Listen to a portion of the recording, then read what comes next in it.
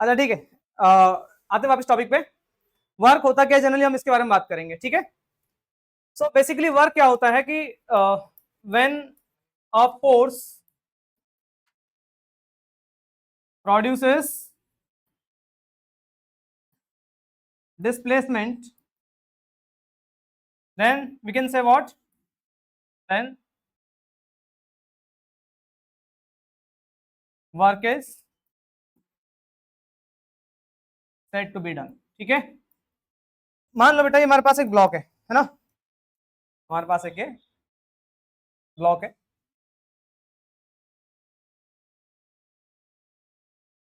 अब इस ब्लॉक पे मैंने सामने की तरफ फोर्स लगाया बेटा, सामने की तरफ क्या लगा दिया, फोर्स। जब मैं फोर्स लगाऊंगा सामने की तरफ तो बॉडी भी क्या करेगा, डिस्प्लेस होगा। जब फोर्स बॉडी पे लगाओगे तो क्या होगा, फोर्स की वजह से बॉडी क्या करेगा, डिस्प्लेस करेगा। मान लेते हैं इस पॉइंट से बॉडी कहां चला गया, इस पॉइंट से बॉडी आगे की तरफ चला गया, ए पॉइंट से बी पॉइंट। और इस बॉडी ने जो डिस्प्लेसमेंट करा बेटा उसको हम क्या मान लेते हैं, जनरली आप एस से डिस्टेंस को मेजर करते हो, है ना। सिंबल यही था आप लोगों का स्टार्टिंग वाले चैप्टर्स में। तो वर्क डन होगा क्या बेटा, मैंने आपको बताया जो वर्क होगा that is equal to force multiplied by displacement. Force को डिस्प्लेसमेंट से अगर मल्टीप्लाई करते हैं बेटा तो हमें क्या मिलता है, उस बॉडी पे हमने कितना वर्क डन करा है। मान लो कि ये बॉडी जो है ये 4 kg का है, ठीक है, ठीक है। इस पे मैंने लगाया 100 न्यूटन का फोर्स, 100 ज्यादा हो गया, लेट्स से 40 न्यूटन का फोर्स लगाया।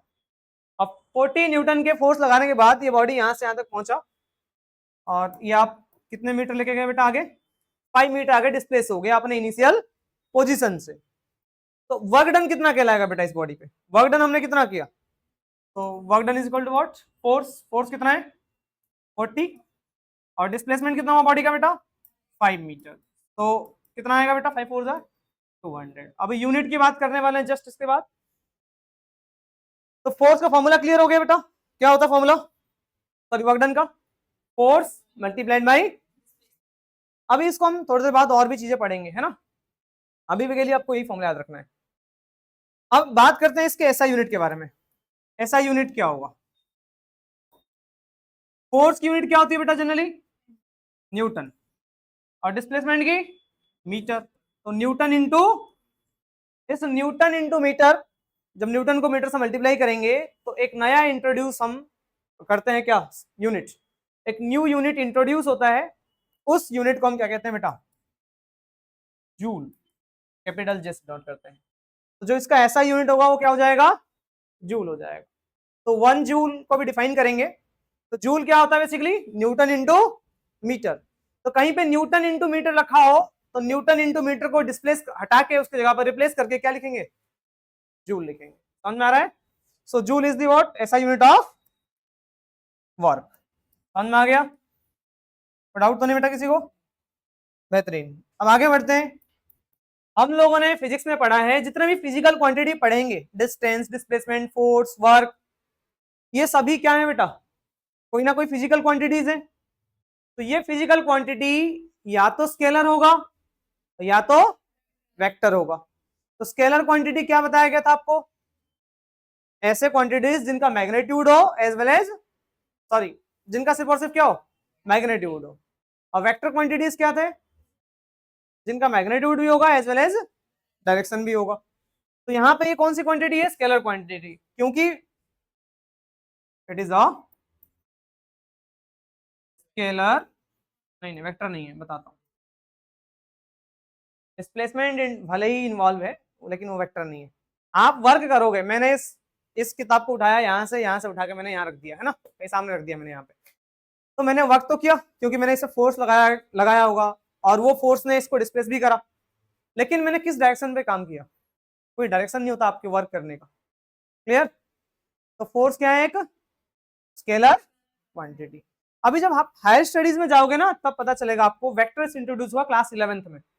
तो जब वेक्टर क्लास 11th में इंट्रोड्यूस होगा तो वहां आपको समझ में आएगा कि दो वेक्टर को मल्टीप्लाई करने पे भी हमें क्या मिलता है, एक स्केलर क्वांटिटी मिल सकता है। जैसे फोर्स भी कौन सी क्वांटिटी है, वेक्टर क्वांटिटी है, डिस्प्लेसमेंट भी कौन सी क्वांटिटी है, लेकिन दोनों वेक्टर को मल्टीप्लाई करने के बाद हमें क्या मिला, वर्क। वर्क क्या है, स्केलर। तो ऐसा नहीं कि अगर यहाँ पे वेक्टर इन्वॉल्व हो तो रिजल्टेंट भी वेक्टर आए, ऐसा जरूरी नहीं है। दो वेक्टर क्वांटिटी को मल्टीप्लाई करेंगे तो स्केलर भी आ सकता है। कोई डाउट है किसी को, श्योर ना, आगे बढ़ सकते हैं, गुड। तो अभी तक आप लोगों ने क्या समझा, वर्क क्या होता है। तो वर्क कब करेंगे किसी बॉडी पे, जब कोई फोर्स क्या करे उस बॉडी में डिस्प्लेसमेंट लेके आए, तब हम कहेंगे कि हम लोगों ने उस बॉडी पे क्या करा, कुछ वर्क करा।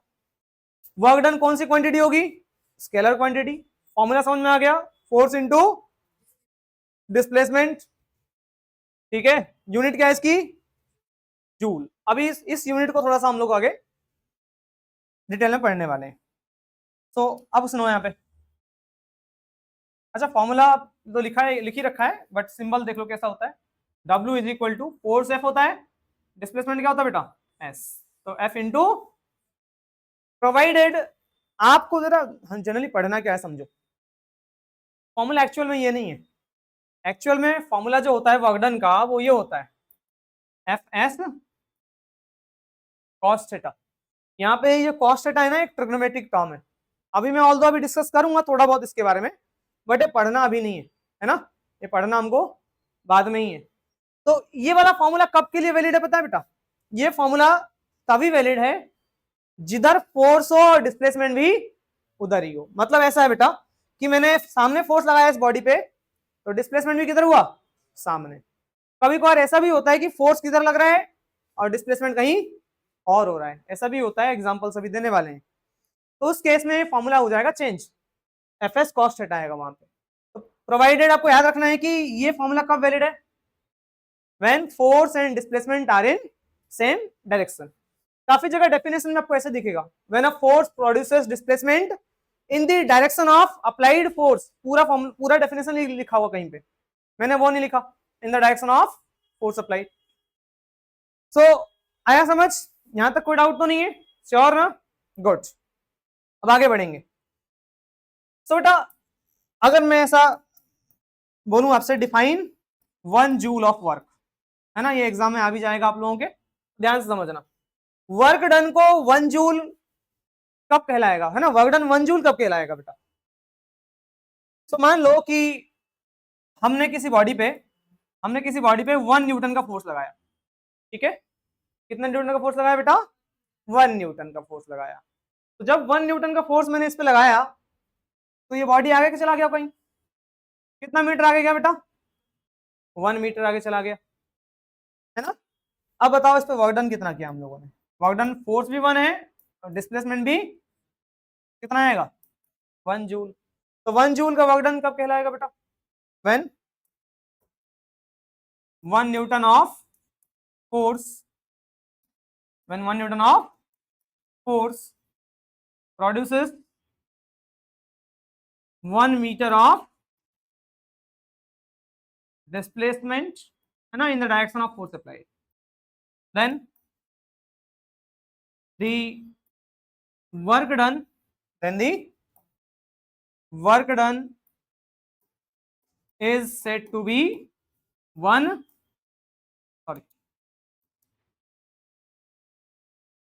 जूल, है ना। तब वर्क डन कितना कहलाएगा बेटा, 1 जूल कहलाएगा। कोई डाउट तो नहीं है। अब क्या जरूरी हो कि हमेशा 1 न्यूटन फोर्स जब 1 मीटर का डिस्प्लेसमेंट करे तभी वर्क डन 1 जूल हो, नहीं। ऐसा भी कह सकता हूं बेटा मैं कि जब 0.5 न्यूटन का फोर्स लग जाए और डिस्प्लेसमेंट कितना हो जाए, 2 मीटर का। अब निकालो बेटा वर्क, वर्क होता है फोर्स इंटू डिस्प्लेसमेंट। फोर्स हमारा है 0.5, डिस्प्लेसमेंट कितना है, तो पॉइंट आगे नीचे 0 लगा दो, 5 से कट गया 2 बार, 2 से कट गया 2, 1 बार। वर्क डन कितना आया, 1 जूल। तो ऐसा नहीं कि रट्टा मार लेना है क्या कि वर्क डन 1 जूल तभी कहलाएगा जब 1 न्यूटन का फोर्स 1 मीटर पर डिस्प्लेसमेंट लेके आए। आप ऐसा भी कह सकते हो, when half newton of force displaces a body what 2 metres, है ना। तो जब हाफ न्यूटन का फोर्स जो है 2 मीटर का डिस्प्लेसमेंट प्रोड्यूस करेगा तो भी वर्क डन कितना आएगा, 1 जूल ही आएगा। कैसे भी डिफाइन कर सकते हो एग्जाम में, है ना। ऐसा कोई हार्ड एंड फास्ट रूल नहीं है कि आपको वही लिखना है जो मैंने लिखवाया, ठीक है। कोई डाउट तो नहीं है बेटा? गुड, यहां तक कोई डाउट है? श्योर ना? आगे बढ़ सकते हैं। अभी तक हमने क्या समझा, वर्क क्या होता है, वर्क कौन सी क्वांटिटी है, यूनिट क्या है, फॉर्मूला क्या है बेटा, उसके बाद अच्छा वो तो यूनिट है उसका, ठीक। आगे बढ़ सकते हैं। तो मैं ना पीडीएफ ग्रुप में भेज दूंगा, वहीं से लिख लेना, ठीक है, चलेगा ना? गुड।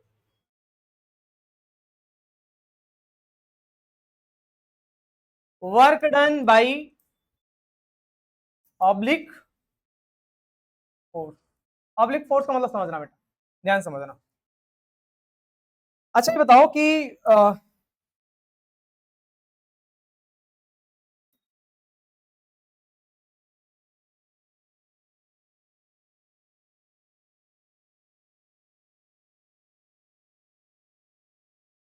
ये गाड़ी है बेटा, ठीक है,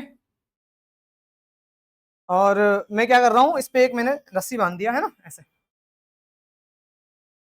यहां से एक रस्सी बांधा, इसको मैं आगे खींच रहा हूं, ठीक है। प्रैक्टिकली सोचो, इस गाड़ी पे मैं क्या कर रहा हूं, रस्सी बांध के इसको आगे खींच रहा हूं, ठीक है। तो मैंने फोर्स किधर लगाया बताना जरा, फोर्स मैंने किधर लगाया बेटा, फोर्स सामने लगा रहा हूं ऊपर लगा रहा हूं, रस्सी पकड़ के जब खींच रहा हूं मैं तो किधर जा रहा होगा फोर्स, फोर्स में लगा रहा हूं ऊपर, है कि नहीं, फोर्स लग रहा है ऊपर, तो गाड़ी को कायदे से कहां जाना चाहिए, उड़ते हुए जाना चाहिए, है कि नहीं।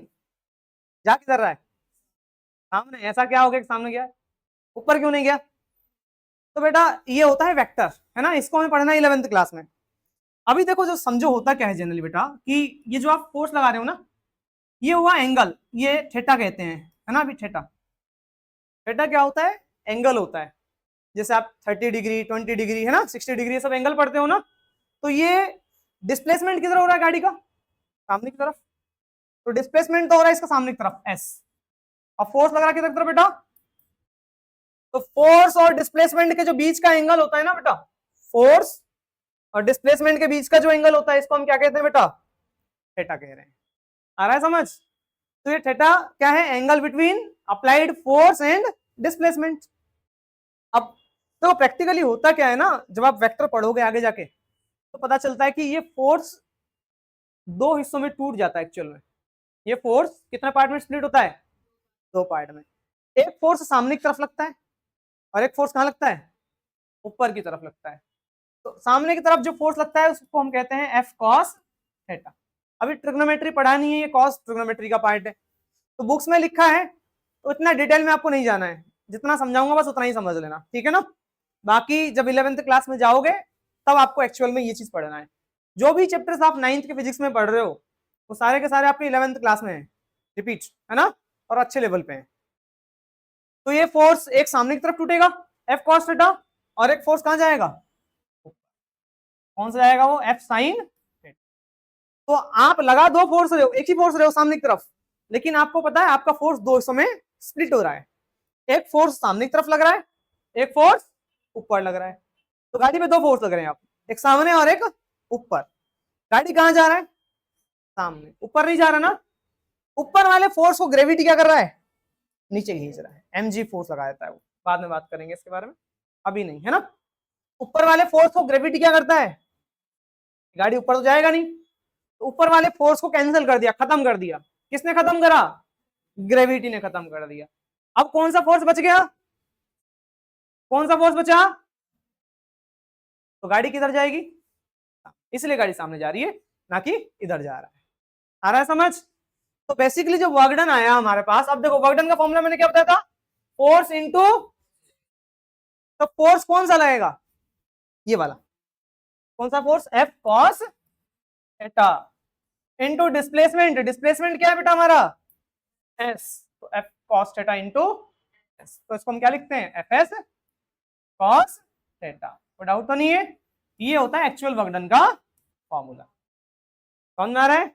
अब ये थीटा क्या है, आपसे पूछा जाए तो क्या बोलोगे, where theta is the angle between, angle between force and, बहुत बेहतरीन, डिस्प्लेसमेंट, फोर्स और डिस्प्लेसमेंट के बीच का जो एंगल होता है इसको हम क्या कहते हैं बेटा, थीटा कहते हैं। समझ में आ रहा है क्लियरली? आगे बढ़ा जा सकता है। अब सुनो,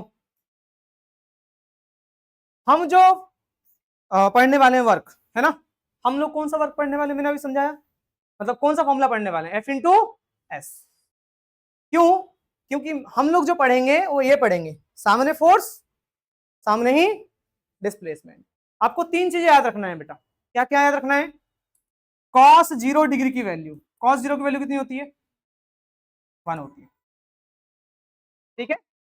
दूसरा, कॉस 90 डिग्री की वैल्यू, कॉस 90 डिग्री कितना होता है बेटा? 0 होता है। तीसरा, कॉस 180 डिग्री की वैल्यू कितनी होती है बेटा?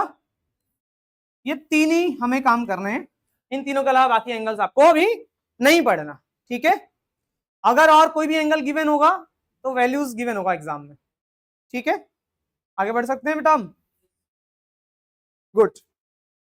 तो ये था बेटा work done bye oblique force. जब फोर्स किसी एंगल पे लगे, है ना, तब जो वर्क डन का फॉर्मूला आता है वो क्या आता है? F S cos theta. मैं थोड़ा सा रुक जाता हूं, कोई डाउट हो किसी को तो पूछ लो। कोई डाउट है? कहीं से कुछ समझना हो, वापिस से नहीं आया हो समझ, सबको सब चीजें क्लियर हो रही हैं? मान लो, मान लिया, आगे बढ़ो। नेक्स्ट हम बात करने वाले हैं अब टाइप्स ऑफ वर्क की, है ना, टाइप्स ऑफ वर्क डन, ठीक है ना। तो वर्क डन कितने तरीके के होते हैं? तो हमें जनरली अभी तीन टाइप्स ऑफ वर्क डन पढ़ने हैं, है ना, और होते ही तीन है। पहला हमारा है बेटा क्या? Positive work done. क्या होता है बेटा? पॉजिटिव। तो पॉजिटिव वर्क डन क्या होता है बेटा, ध्यान समझना। पॉजिटिव वर्क डन क्या होता है इसको समझेंगे, ये एग्जाम में आ जाता है, ध्यान रखना। व्हेन द डिस्प्लेसमेंट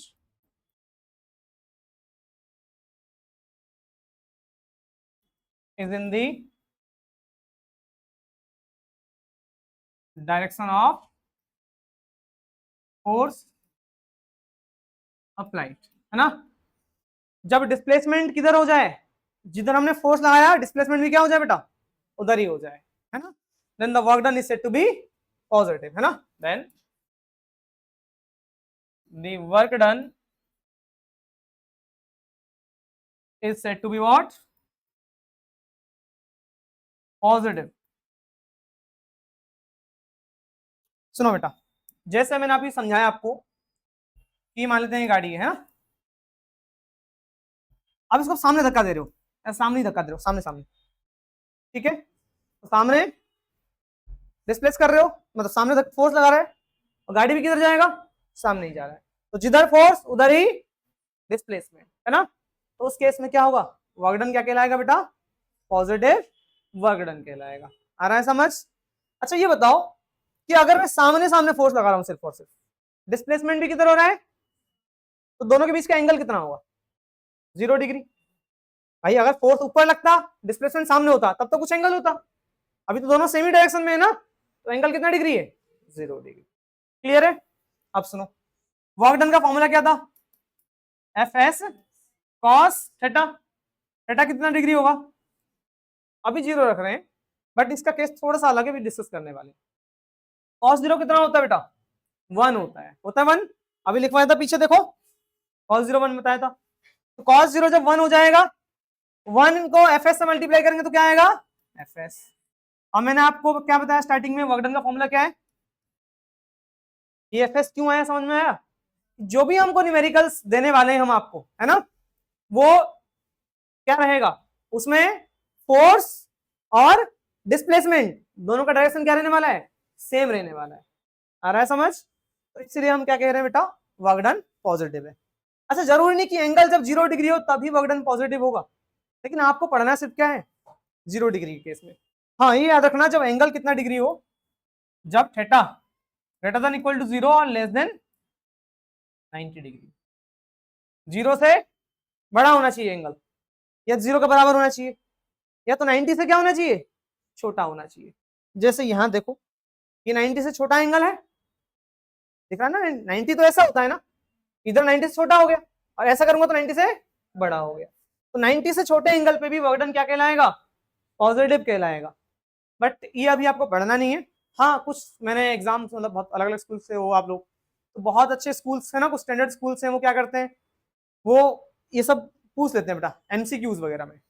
तो याद रखना जो पॉजिटिव वर्क डन होगा उसके लिए एंगल क्या होना चाहिए, 0 या 0 से बड़ा और 90 से छोटा होना चाहिए। समझ में आ गया, पॉजिटिव वर्क डन क्लियर है। अब हम किसके बारे में बात करेंगे नेक्स्ट, नेगेटिव वर्क डन। तो पॉजिटिव वर्क डन क्लियर, कोई डाउट है किसी को, श्योर ना, आगे बढ़ सकते हैं हम लोग। अच्छा उससे पहले एक छोटा सा क्वेश्चन लेते हैं, क्या इसी इसी क्वेश्चन को थोड़ा सा यहीं पे आ जाते हैं, है ना। मैंने ना 60 डिग्री एंगल पे एक फोर्स लगाया बेटा, 20 न्यूटन का, कितना लगाया, 20 न्यूटन का, है ना। 60 डिग्री पे 20 न्यूटन का मैंने एक बॉडी पे लगाया है फोर्स, जिसके वजह से ये बॉडी कुछ आगे चला गया, और कितना मीटर आगे गया बताइए, 10 मीटर आगे चला गया, ठीक है। तो 60 डिग्री एंगल पे मैंने 20 न्यूटन का फोर्स अप्लाई करा इस बॉडी पे, जिसके वजह से बॉडी में डिस्प्लेसमेंट कितना हुआ, 10 मीटर का। तो आपको बताना है वर्क डन हमने कितना किया। तो वर्क डन का फॉर्मूला क्या है बेटा, क्योंकि ऑब्लिक फोर्स है तो क्या लगना चाहिए formula, F S cos theta. तो फोर्स कितना है 20 इंटू एस, डिस्प्लेसमेंट कितना है 10 इंटू कॉस कितना डिग्री, थीटा तो 60 है ना। अब ये वैल्यू आपको एग्जाम में गिवन होगा, ये वैल्यू जो है आपको एग्जाम में गिवन होगा, ठीक है। नहीं दे रखा हो सर से जाके बोलना, मैं पूछ लेना, कुछ टीचर बोलते नहीं, तुम्हें याद रखना है, ट्रिग्नोमेट्री पढ़ना तुम 10th में, अभी याद रख लो, ऐसा बोलते हैं, बट प्रेडोमिनेंटली गिवन होता है एग्जाम में, ठीक है। कॉस 60 डिग्री की वैल्यू है ना, ये क्वेश्चन में ही गिवन होगा आपको, जिसकी वैल्यू होती है 1/2, कितनी है बेटा 1/2। तो 20 इंटू 10 कितना हो जाएगा, 100 इंटू 1/2, 2 से कितने बार कैंसिल आउट हुआ ये 50 टाइम्स, तो वर्क डन कितना आ गया 50 जूल, ठीक है, आया समझ। हाँ जी बेटा, हाँ अरे रे रे रे इतनी बड़ी मिस्टेक कैसे कर सकता हूं मैं, चलो चलो ठीक, तो दिक्कत हो जाएगी,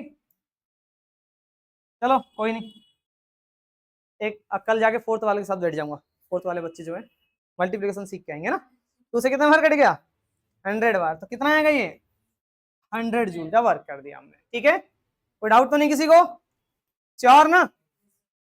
सो हम लोगों ने क्या पढ़ा अब तक, वर्क क्या होता है, समझ में आ गया वर्क क्या होता है बेटा, कौन सी क्वांटिटी स्केलर या वेक्टर, यूनिट क्या होगी 1 जूल, अरे यूनिट जूल है भाई,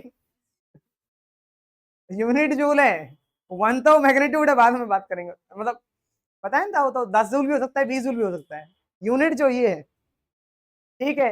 उसके बाद क्या पढ़ा हम लोगों ने, work done bye oblique force, oblique force में क्या आएगा वर्क डन का फॉर्मूला एफ एस थीटा, किसके किसके बीच का एंगल होता है, फोर्स और, है ना। उसके बाद क्या पढ़ा हम लोगों ने, ये तो याद ही रखना, छोड़ो। Positive work done, positive work done क्या होगा, जिधर फोर्स उधर ही डिस्प्लेसमेंट, आ रहा है समझ। इसके बाद हम किसके बारे में बात करने वाले हैं नेक्स्ट, निगेटिव वर्क डन के बारे में, है ना। सेकंड जो हमारा टाइप ऑफ वर्क डन है वो क्या बेटा, निगेटिव वर्क डन। तो निगेटिव वर्क डन क्या होता है समझेंगे, बातें नहीं, व्हेन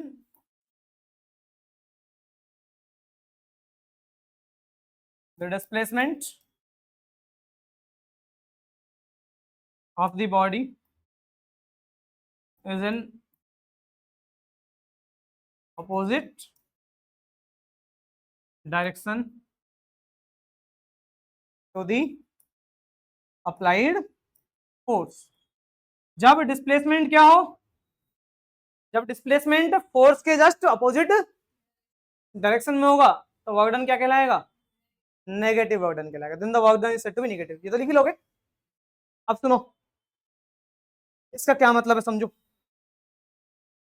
मान लो बेटा कि एक बॉडी है, सोचो फोर्स पीछे लग रहा है और डिस्प्लेसमेंट क्या हो रहा है, आगे हो रहा है। ऐसा एक एग्जांपल दो बेटा जिसमें फोर्स पीछे लग रहा हो और डिस्प्लेसमेंट क्या हो रहा हो। कोई एग्जांपल आ रहा है आपके दिमाग में ऐसा जिसमें फोर्स पीछे लग रहा हो और वर्क डन क्या हो रहा हो, ना सर डिस्प्लेसमेंट क्या हो रहा हो।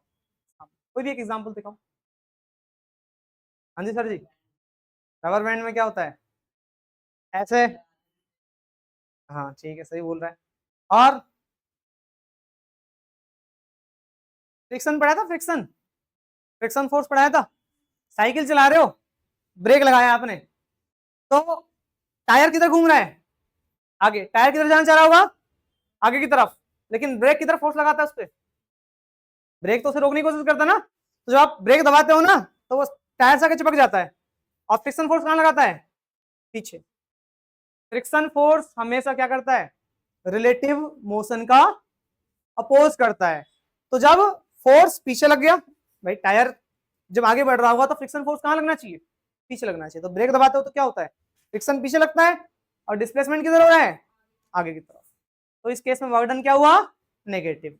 तो टायर पे जो हम ब्रेक्स वर्क डन करते हैं वो क्या करते हैं, पॉजिटिव करते हैं, नेगेटिव करते हैं, नेगेटिव करते हैं।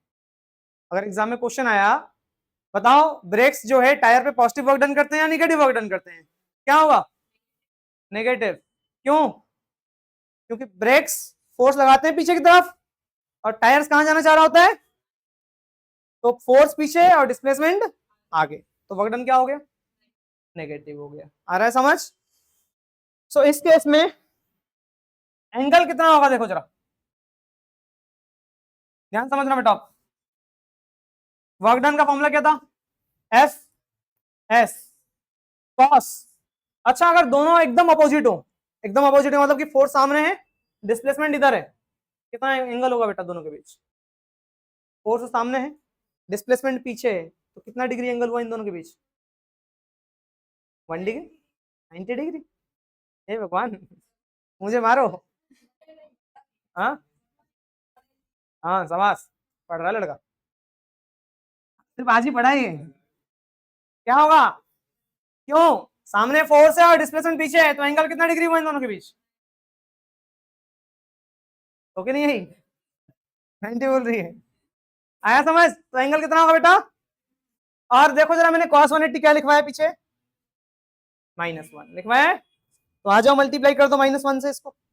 जैसे ही -1 रखोगे, -1 को एफ एस से मल्टीप्लाई करेंगे तो क्या आएगा, माइनस का एफ एस।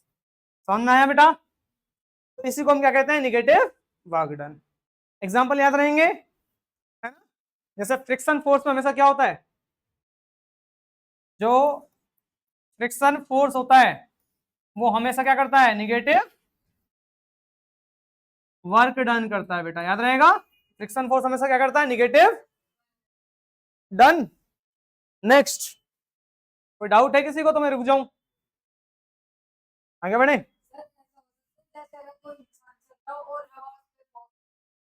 हवा, हवा फोर्स लगा रही है किधर,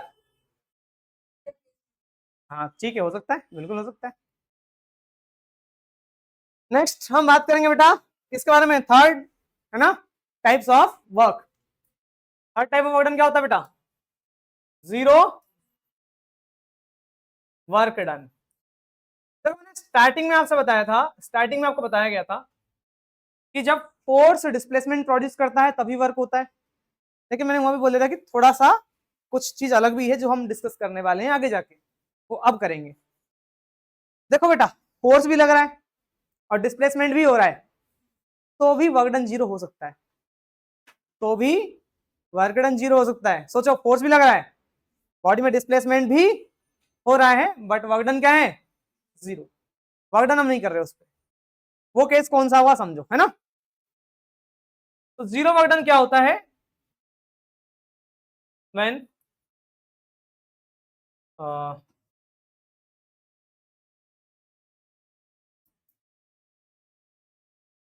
when displacement of the body is perpendicular to the applied force, perpendicular to the applied force। जब फोर्स और डिस्प्लेसमेंट एक दूसरे क्या हो, परपेंडिकुलर हो, ठीक है ना। जब फोर्स और डिस्प्लेसमेंट क्या हो एक दूसरे के परपेंडिकुलर हो, उस केस में क्या होगा, वर्क डन होगा जीरो। समझो कैसे, परपेंडिकुलर का मतलब 90 डिग्री पे, ठीक है बेटा। ये तू है, देखो तू भी पतला है, ये भी पतला है, मैं भी पतला हूं। तो सुनो बेटा, ये हमारा क्या है, एक पुली है। पुली का काम क्या होता है, सामान ढोना। नहीं पढ़ोगे तो तुम भी कहलाओगे पुली, ऐसे, ठीक है। उसके सर पे सामान में बक्सा है, सोने से लदा हुआ है वो, और चुरा के भागना है इसको। तो चुरा के भागेगा तो कितना वर्क डन करेगा इस पे, ठीक है। तो मान लेते हैं वो कल को अमीर हो गया, सोना ही सोना है उस पे, बक्से में भर लिया उसने, अब उठाया तो जा नहीं रहा, क्या बोलेगा, कुली भाई साहब इधर आओ, इसको अपने सर पे रखो। अब कुली को पता चल गया पहले से, मान लो किसी तरीके से इसके अंदर सोना है, कुल लेके भाग जाएगा। तो भागेगा तो कुछ वर्क डन तो करेगा बेटा, वर्क डन कितना करेगा इसको समझते हैं। सुनो, तो अच्छा बताओ, ये बक्सा अगर है तो बक्से पे कुछ मास होगा, बक्से पे कुछ मास तो होगा, वजन है, लोड है उस पे। तो इस बक्से पे फोर्स लग रहा होगा, कौन लगा रहा होगा इस पे फोर्स, ग्रेविटी। ग्रेविटी क्या कर रहा होगा इसके, नीचे खींच रहा होगा। तो ग्रेविटी इसको क्या गिर रहा है बेटा, नीचे खींच रहा है ना। नीचे लग रहा है ग्रेविटेशनल, जो होगा mg, फोर्स नीचे लग रहा है। अभी बक्सा कहां जा रहा है, नीचे जा रहा है सामने जा रहा है, नीचे जा रहा है। बक्सा किधर गया मैं पूछ रहा हूँ, जहां इंसान जाएगा। तो पुली है ना, पुली कहां जा रहा है, सामने जा रहा है। तो डिस्प्लेसमेंट किधर होगा, सामने होगा। तो फोर्स नीचे, डिस्प्लेसमेंट सामने, तो दोनों के बीच का एंगल कितना डिग्री हुआ, 90 हो गया। अब सुनो, मान लेते हैं इस पे 10 किलो का सामान है, 10 किलो का मास है, 10 किलो गोल्ड, मजे ही मजे, ठीक है। 10 किलो गोल्ड है, फोर्स कितना लगेगा बेटा, फोर्स होता है mg, ग्रेविटी क्या फोर्स लगाता है, m इंटू जी। तो मास कितना है बेटा इसका, 10, और जी कितना है 9.8, 10 नहीं 9.8, तो कितना आएगा 98 न्यूटन। तो 98 न्यूटन तो नीचे लग रहा है। मान लेते हैं पुली भाग के चला गया कितना मीटर, 100 मीटर। ज्यादा नहीं हो गया, ज्यादा कम हो गया ना, पकड़ लगा तो फिर पकड़ भाग भाग के कितना करें, 2000 मीटर का, 2 किलोमीटर भाग गया। अब पकड़ के दिखाओ, ठीक है। तो 2000 मीटर है ये। अब सुनो, वर्क डन कितना कहलाएगा, वर्क डन क्या था, एफ एस, तो फोर्स कितना है 98, डिस्प्लेसमेंट कितना हुआ बेटा बॉडी का 2000 मीटर, इनटू एंगल कितना डिग्री 90। ये cos 90 की वैल्यू देखना जरा, पीछे क्या लिखा है, जीरो, बहुत बेहतरीन। तो cos 90 जीरो है, जीरो को किसी से भी मल्टीप्लाई करो क्या आंसर आएगा, तो वर्क डन क्या होगा 0 डिग्री। अब सुनो, एग्जाम में क्वेश्चन बनता है ना। क्वेश्चन क्या बनता है, वर्क डन हम कब कहेंगे किसी बॉडी पे वर्क डन नहीं हुआ, कब कब हम कहेंगे कि किसी भी बॉडी पे हमने क्या करा, कोई भी वर्क डन। देखो वर्क डन जीरो कब होगा, कुल मिला के ये पूछ रहा है आपसे। तो वर्क डन जीरो कब होगा, वो 3 केस बनते हैं। पहला तो किसी उस बॉडी पे आपने फोर्स ही कुछ नहीं लगाया हो। दूसरा केस हो सकता है क्या बेटा, उसका डिस्प्लेसमेंट ही कितना हो, तो अगर डिस्प्लेसमेंट भी जीरो होगा, जीरो इंटू समथिंग, फोर्स नहीं लगाया है, जीरो इंटू समथिंग। तीसरा, जब एंगल कितना डिग्री हो, तो cos 90 की वैल्यू जीरो होती है ना, जीरो इंटू समथिंग। तो इन तीनों में से कोई भी अगर जीरो होगा तो वर्क डन क्या हो जाएगा बेटा, जीरो हो जाएगा। आया समझ, कोई डाउट है किसी को, और ना, डाउट है, cos जीरो था, कहाँ cos जीरो की वैल्यू 60 की वैल्यू थी बेटा, नहीं नहीं, पॉजिटिव बोला था यार, क्या ना, आगे बढ़ो। हाँ हाँ, ये वैल्यू गिवन होगी, टेंशन मत लो, ठीक है। एंगल्स जब भी दे रखा होगा वैल्यूज गिवन होंगी। कोई डाउट है किसी को, श्योर, आगे बढ़ा जाए। जाने से पहले याद दिला देना पीडीएफ भेजना है, वरना फिर मैं अगर हटा दिया फिर गया। आगे बढ़ूं, गुड। सो एक बार क्विक रिकैप कर लेते हैं क्या क्या पढ़ा हम लोगों ने अब तक। वर्क डन क्या होता है, उसके बाद यूनिट कौन सी क्वांटिटी है, स्केलर वेक्टर स्केलर, यूनिट क्या है जूल, फिर हमने क्या पढ़ा work done bye oblique force, formula क्या था एफ एस कॉस थीटा, फिर हमने क्या पढ़ा टाइप्स ऑफ वर्क्स कौन कौन से थे, zero work done. Positive work done कब कहलाएगा, जब फोर्स और डिस्प्लेसमेंट का डायरेक्शन क्या हो, एंगल कितना डिग्री पूछूं तो क्या बोलोगे बेटा, जीरो या जीरो से छोटा, सॉरी जीरो या जीरो से बड़ा, और अच्छा निगेटिव वर्क डन का भी एंगल देख लो बेटा, भूल गया था लिखना। अगर 90 से एंगल बड़ा हो और 180 या 180 से क्या हो, उस केस में क्या होता है, हम पढ़ते 180 हैं बट 90 से बड़ा एंगल पे भी क्या होता है निगेटिव वर्क डन होता है ना, इसको बाद में पढ़ना है, अभी 180 याद रखना है आपको, ठीक है कोई डाउट तो नहीं है। तो 0 से 180 के भी सारे एंगल आ गया, बस 90 नहीं आया है। ये देखो इक्वल टू लगाया तो नहीं है ना, यहाँ पे इक्वल टू नहीं है ना, हटा देता हूँ, 90 नहीं है बेटा, 90 वाले केस में जीरो वर्क डन होगा। थर्ड केस था when theta is equal to what 90 degree, तो इस केस में क्या हुआ बेटा जीरो वर्क डन हुआ, ठीक है। तो positive work done clear, negative zero work done clear हो गया, आया समझ। अब सुनो पहले हम लोग ये पढ़ लेते हैं बेटा, क्या work done against gravity, work done against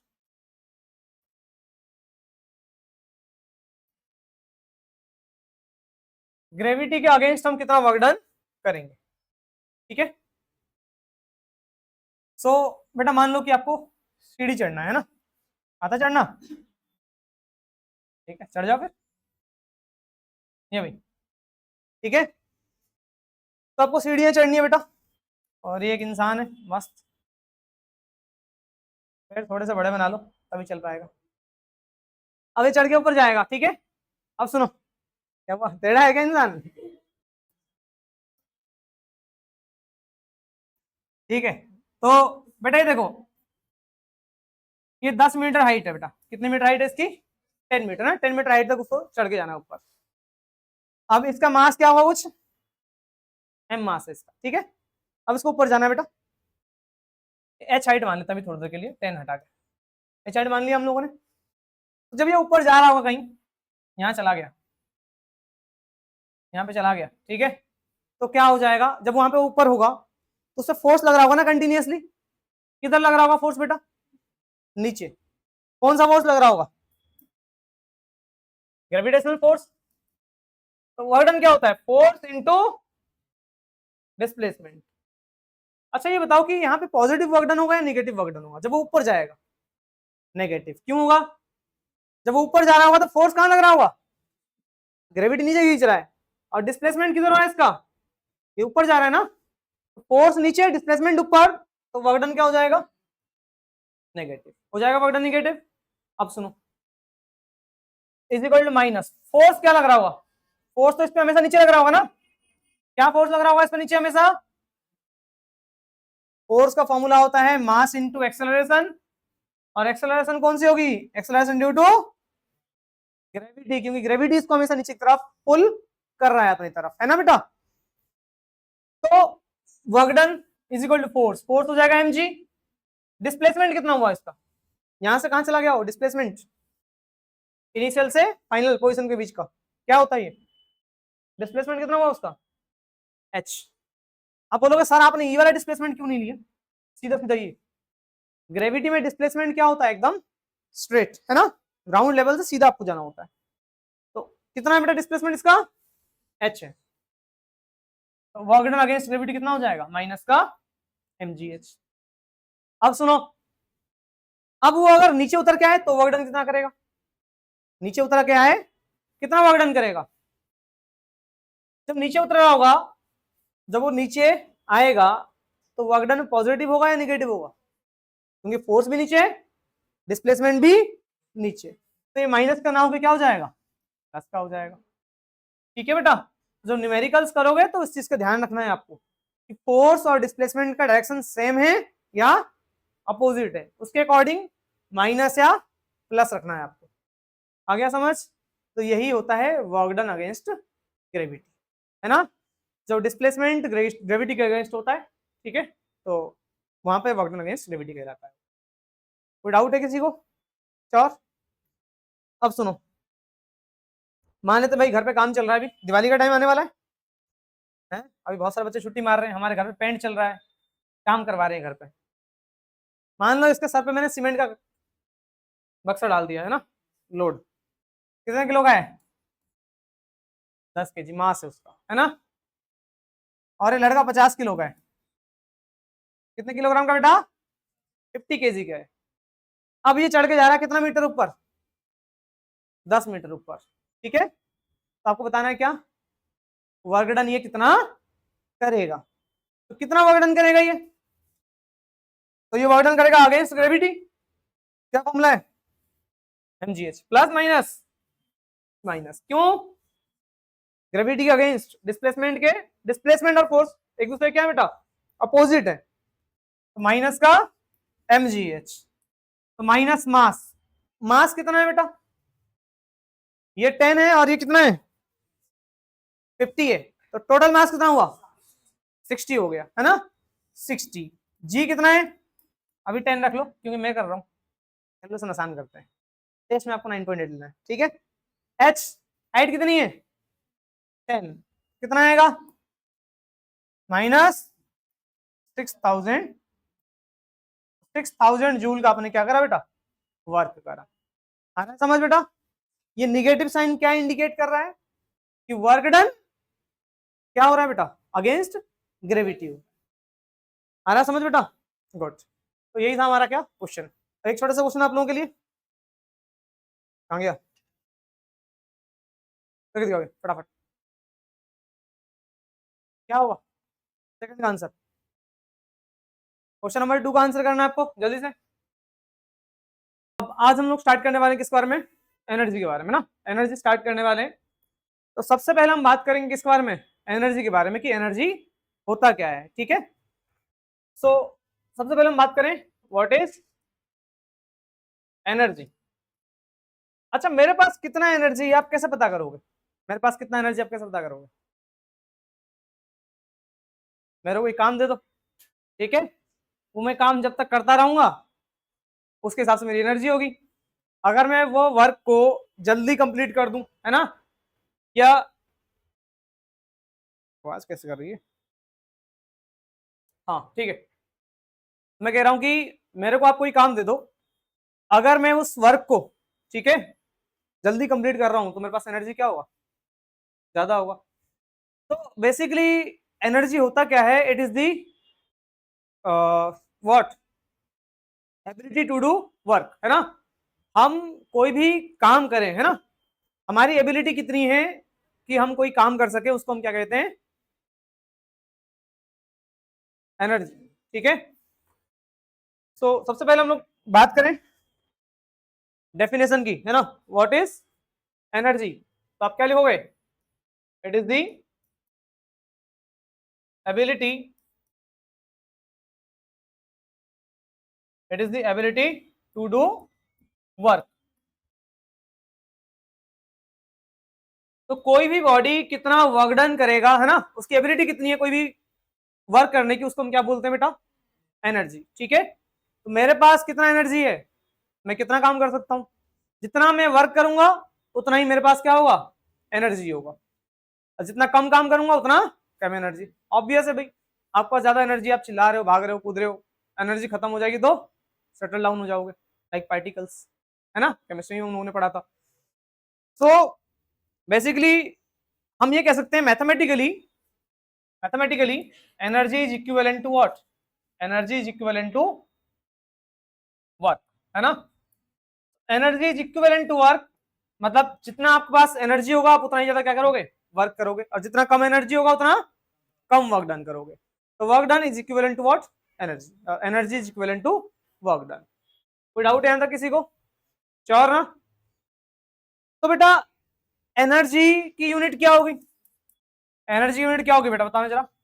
ऐसा यूनिट इज वही जो वर्क की यूनिट, वही जो वर्क की यूनिट, वही क्या होगा बेटा? क्योंकि अभी हमने समझा कि जो एनर्जी होता है वो क्या होता है? That is equivalent to work, जो आप वर्क करोगे वही आपकी एनर्जी होगी। ठीक, इसको भी हम डिटेल में समझने वाले हैं, आ रहा है समझ? तो ऐसा यूनिट भी क्या होगा बेटा, वही जो वर्क की यूनिट है, क्या है, जूल। कल नोट्स लिख लिया सब लोगों ने, ग्रुप में भेजा था मैंने, ठीक है। तो एनर्जी क्लियर हो गया, कोई डाउट तो नहीं किसी को, श्योर ना? आगे बात करेंगे। अब जो ये एनर्जी होगा बेटा, ये एनर्जी जो होते हैं वो डिफरेंट डिफरेंट टाइप्स के एनर्जीज होते हैं, हमें पढ़ने क्या है, टाइप्स ऑफ एनर्जीज, ठीक है। तो सबसे पहले हम बात करेंगे बेटा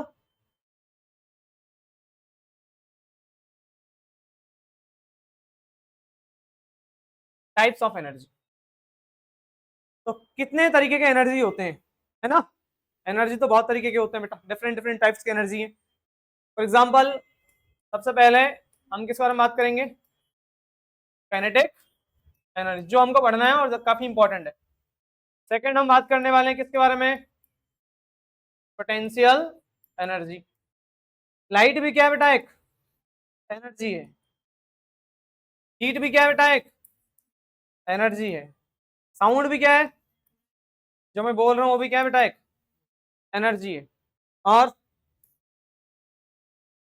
मैकेनिकल तो इससे आ जाएगा, हाँ शाबाश, electrical energy, mechanical energy, chemical energy, बहुत सारे एनर्जी है बेटा। हाँ न्यूक्लियर एनर्जी सर जी, न्यूक्लियर एनर्जी भी। और कुछ, हाँ हो गई। तो अरे तो इलेक्ट्रिक भी लिख देना, आ रहा है समझ? तो ये डिफरेंट डिफरेंट टाइप्स के क्या है बेटा हमारे पास, एनर्जीज है। और हमें, हाँ विंड एनर्जी, शाबाश। तो हमारे पास डिफरेंट डिफरेंट टाइप्स के बेटा एनर्जीज हैं। और हम लोग ना जनरली किस बारे में पढ़ने वाले हैं, मैकेनिकल एनर्जी के बारे में। तो मैकेनिकल एनर्जी जो होता है वो बेसिकली क्या होता है, जिसमें काइनेटिक भी हो और जिसमें पोटेंशियल भी हो, उसको मैकेनिकल एनर्जी कहते हैं। तो धीरे धीरे करके सबसे पहले बात करेंगे इस बारे में, काइनेटिक के बारे में, देन पोटेंशियल के बारे में, ठीक है, देन मैकेनिकल में चलेंगे। आ रहा है समझ? तो सबसे पहला हमारा एनर्जी होने वाला है क्या, kinetic. Exam point of view से काफी ज्यादा इंपॉर्टेंट है बेटा, इसका डेरिवेशन भी, क्वेश्चंस न्यूमेरिकल्स इसी टॉपिक से ज्यादा आएंगे एग्जाम में, ठीक है, ध्यान रखना, काफी ज्यादा इंपॉर्टेंट है काइनेटिक एनर्जी, ठीक है। सो बेसिकली काइनेटिक एनर्जी होता क्या है ना, बाय डेफिनेशन हम लोग ये बोल सकते हैं, the energy possessed in a body, the energy possessed in a body due to its motion is known as kinetic energy। Kinetic energy को बेटा मैं इन शॉर्ट के ही लिख रहा हूं, है ना, energy possessed in a body due to its motion। तो कोई भी बॉडी अगर मोशन में है तो उसके अंदर क्या होगा बेटा, एक एनर्जी होगा। जैसे मैं अभी चल रहा हूं तो मेरे अंदर कौन सी एनर्जी है, काइनेटिक एनर्जी, है ना। तो कोई भी बॉडी अगर मोशन में चल रहा है, फिर रहा है, भाग रहा है, वो उसके अंदर कौन सी एनर्जी होगी बेटा, काइनेटिक एनर्जी होगी। कोई बॉल मैंने फेंका, बॉल मूव कर रहा है, क्या एनर्जी होगी उसके अंदर, काइनेटिक एनर्जी होगी। और भी एनर्जी होगी साथ साथ, अगर वो किसी हाइट में होगा तो पोटेंशियल भी होगी, तो उसको हम बाद में डिस्कस करेंगे। अभी हम बात कर रहे हैं किस बारे में, सिर्फ और सिर्फ काइनेटिक एनर्जी के बारे में। तो काइनेटिक एनर्जी कौन सी एनर्जी होती है बेटा, जब बॉडी मोशन में हो उसके अंदर उस टाइम जो भी एनर्जी होगा उसको हम क्या कहेंगे, काइनेटिक एनर्जी कहेंगे। कोई डाउट तो नहीं है, श्योर ना? आगे बढ़ूं, देखो चलो ठीक है, पहले इसको कंप्लीट करता हूँ, उसके बाद जो है कुछ एक्सटर्नल चीज आपको पता होना चाहिए, वो डिस्कस करेंगे थोड़ी देर बाद। अब काइनेटिक एनर्जी का ना डेरिवेशन करना है हमको, है ना, एक्सप्रेशन फॉर काइनेटिक एनर्जी। और ये एग्जाम में आ जाता है बेटा, है ना, डिराइव करने के लिए आता है बकायदा काइनेटिक एनर्जी का फॉर्मूला, ठीक है। तो काइनेटिक एनर्जी का फॉर्मूला हम लोग डिराइव करने वाले हैं। तो मान लो, और ये इंपॉर्टेंट है काफी, मैं पहले बता दे रहा हूँ बेटा, ये कोई बॉडी है ना, ये कोई बॉडी है, ए पॉइंट पे है, इसका कुछ मास होगा, लेट से मास कितना बेटा इसका, m। अभी ये इनिशियल वेलोसिटी u स्पीड से आगे चल रहा है ना, u इनिशियल वेलोसिटी से आगे जा रहा है। कुछ टाइम बाद हमने देखा कि ये फाइनल पॉइंट बी पे पहुंच गया और उसकी फाइनल वेलोसिटी कितनी हो गई, वी हो गई। ठीक है, तो बॉडी कहां से कहां जा रहा है बेटा, ए पॉइंट से कहां जा रहा है, बी पॉइंट तक जा रहा है। ठीक है, तो डाउट तो नहीं है। सो बात करें, let a moving body of mass m, है ना, और हम लोग मोशन कैसा लेंगे पता है बेटा, मूविंग विद यूनिफॉर्म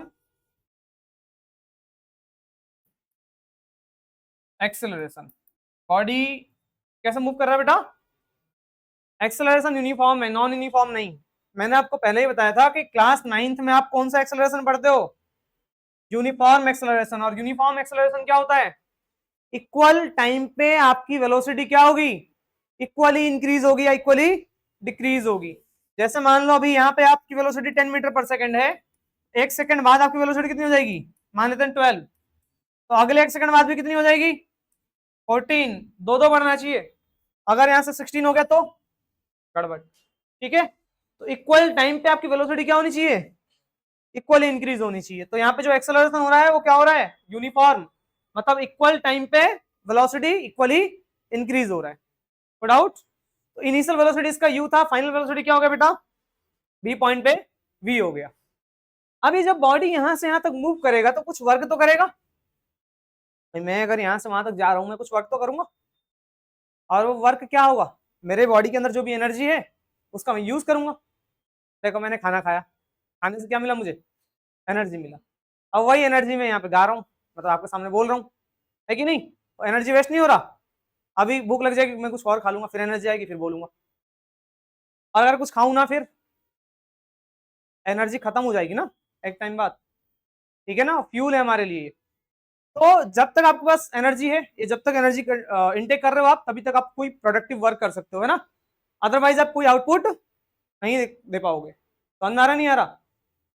सो अब मैं अगर यहाँ पे चल भी रहा हूँ, बोल भी रहा हूँ, तो इसमें सबके क्या जा रहा है बेटा, एक एनर्जी। शांत होके बैठ जाओ, कुछ भी ना करो, तो भी क्या आपकी एनर्जी यूज हो रही है, सांस तो ले रहे हो, उसमें भी एनर्जी लग रही है।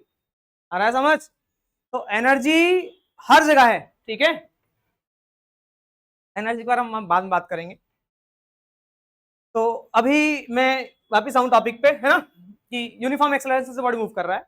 जब बॉडी यहां से यहां तक जाएगा तो वो कुछ वर्क करेगा, और वो वर्क इसका एनर्जी कहलाएगा। जितना ये वर्क करेगा उतना ही उसके अंदर क्या होगी, एनर्जी। तो मैं देखता हूं बेटा यहां से वहां तक जाने में, मैं आपसे बोल रहा हूं बेटा आपकी एनर्जी कितनी है, चेक करते हैं, आ जाओ।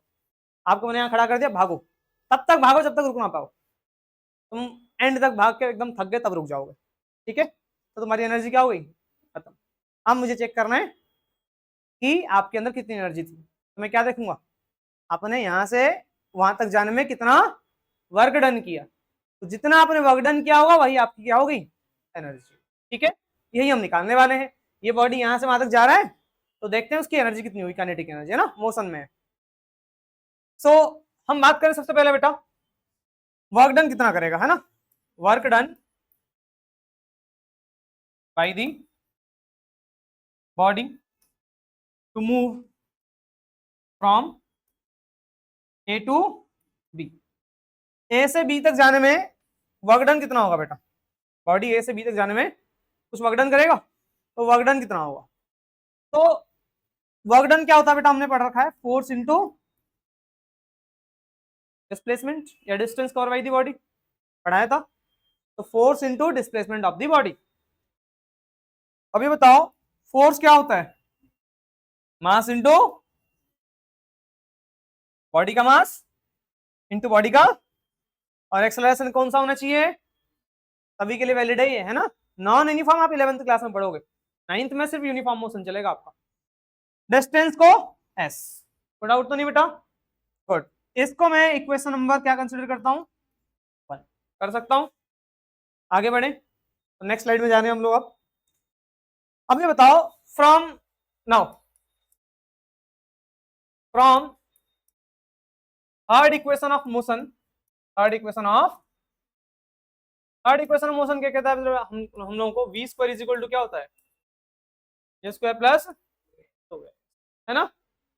इस v स्क्वायर यू स्क्वायर को उधर ले आओ, v square minus u square is equal to 2a, इधर मल्टीप्लाई में जाएगा तो डिवाइड, तो v square minus u square upon 2a is equal to s, ये आ गया डिस्प्लेसमेंट।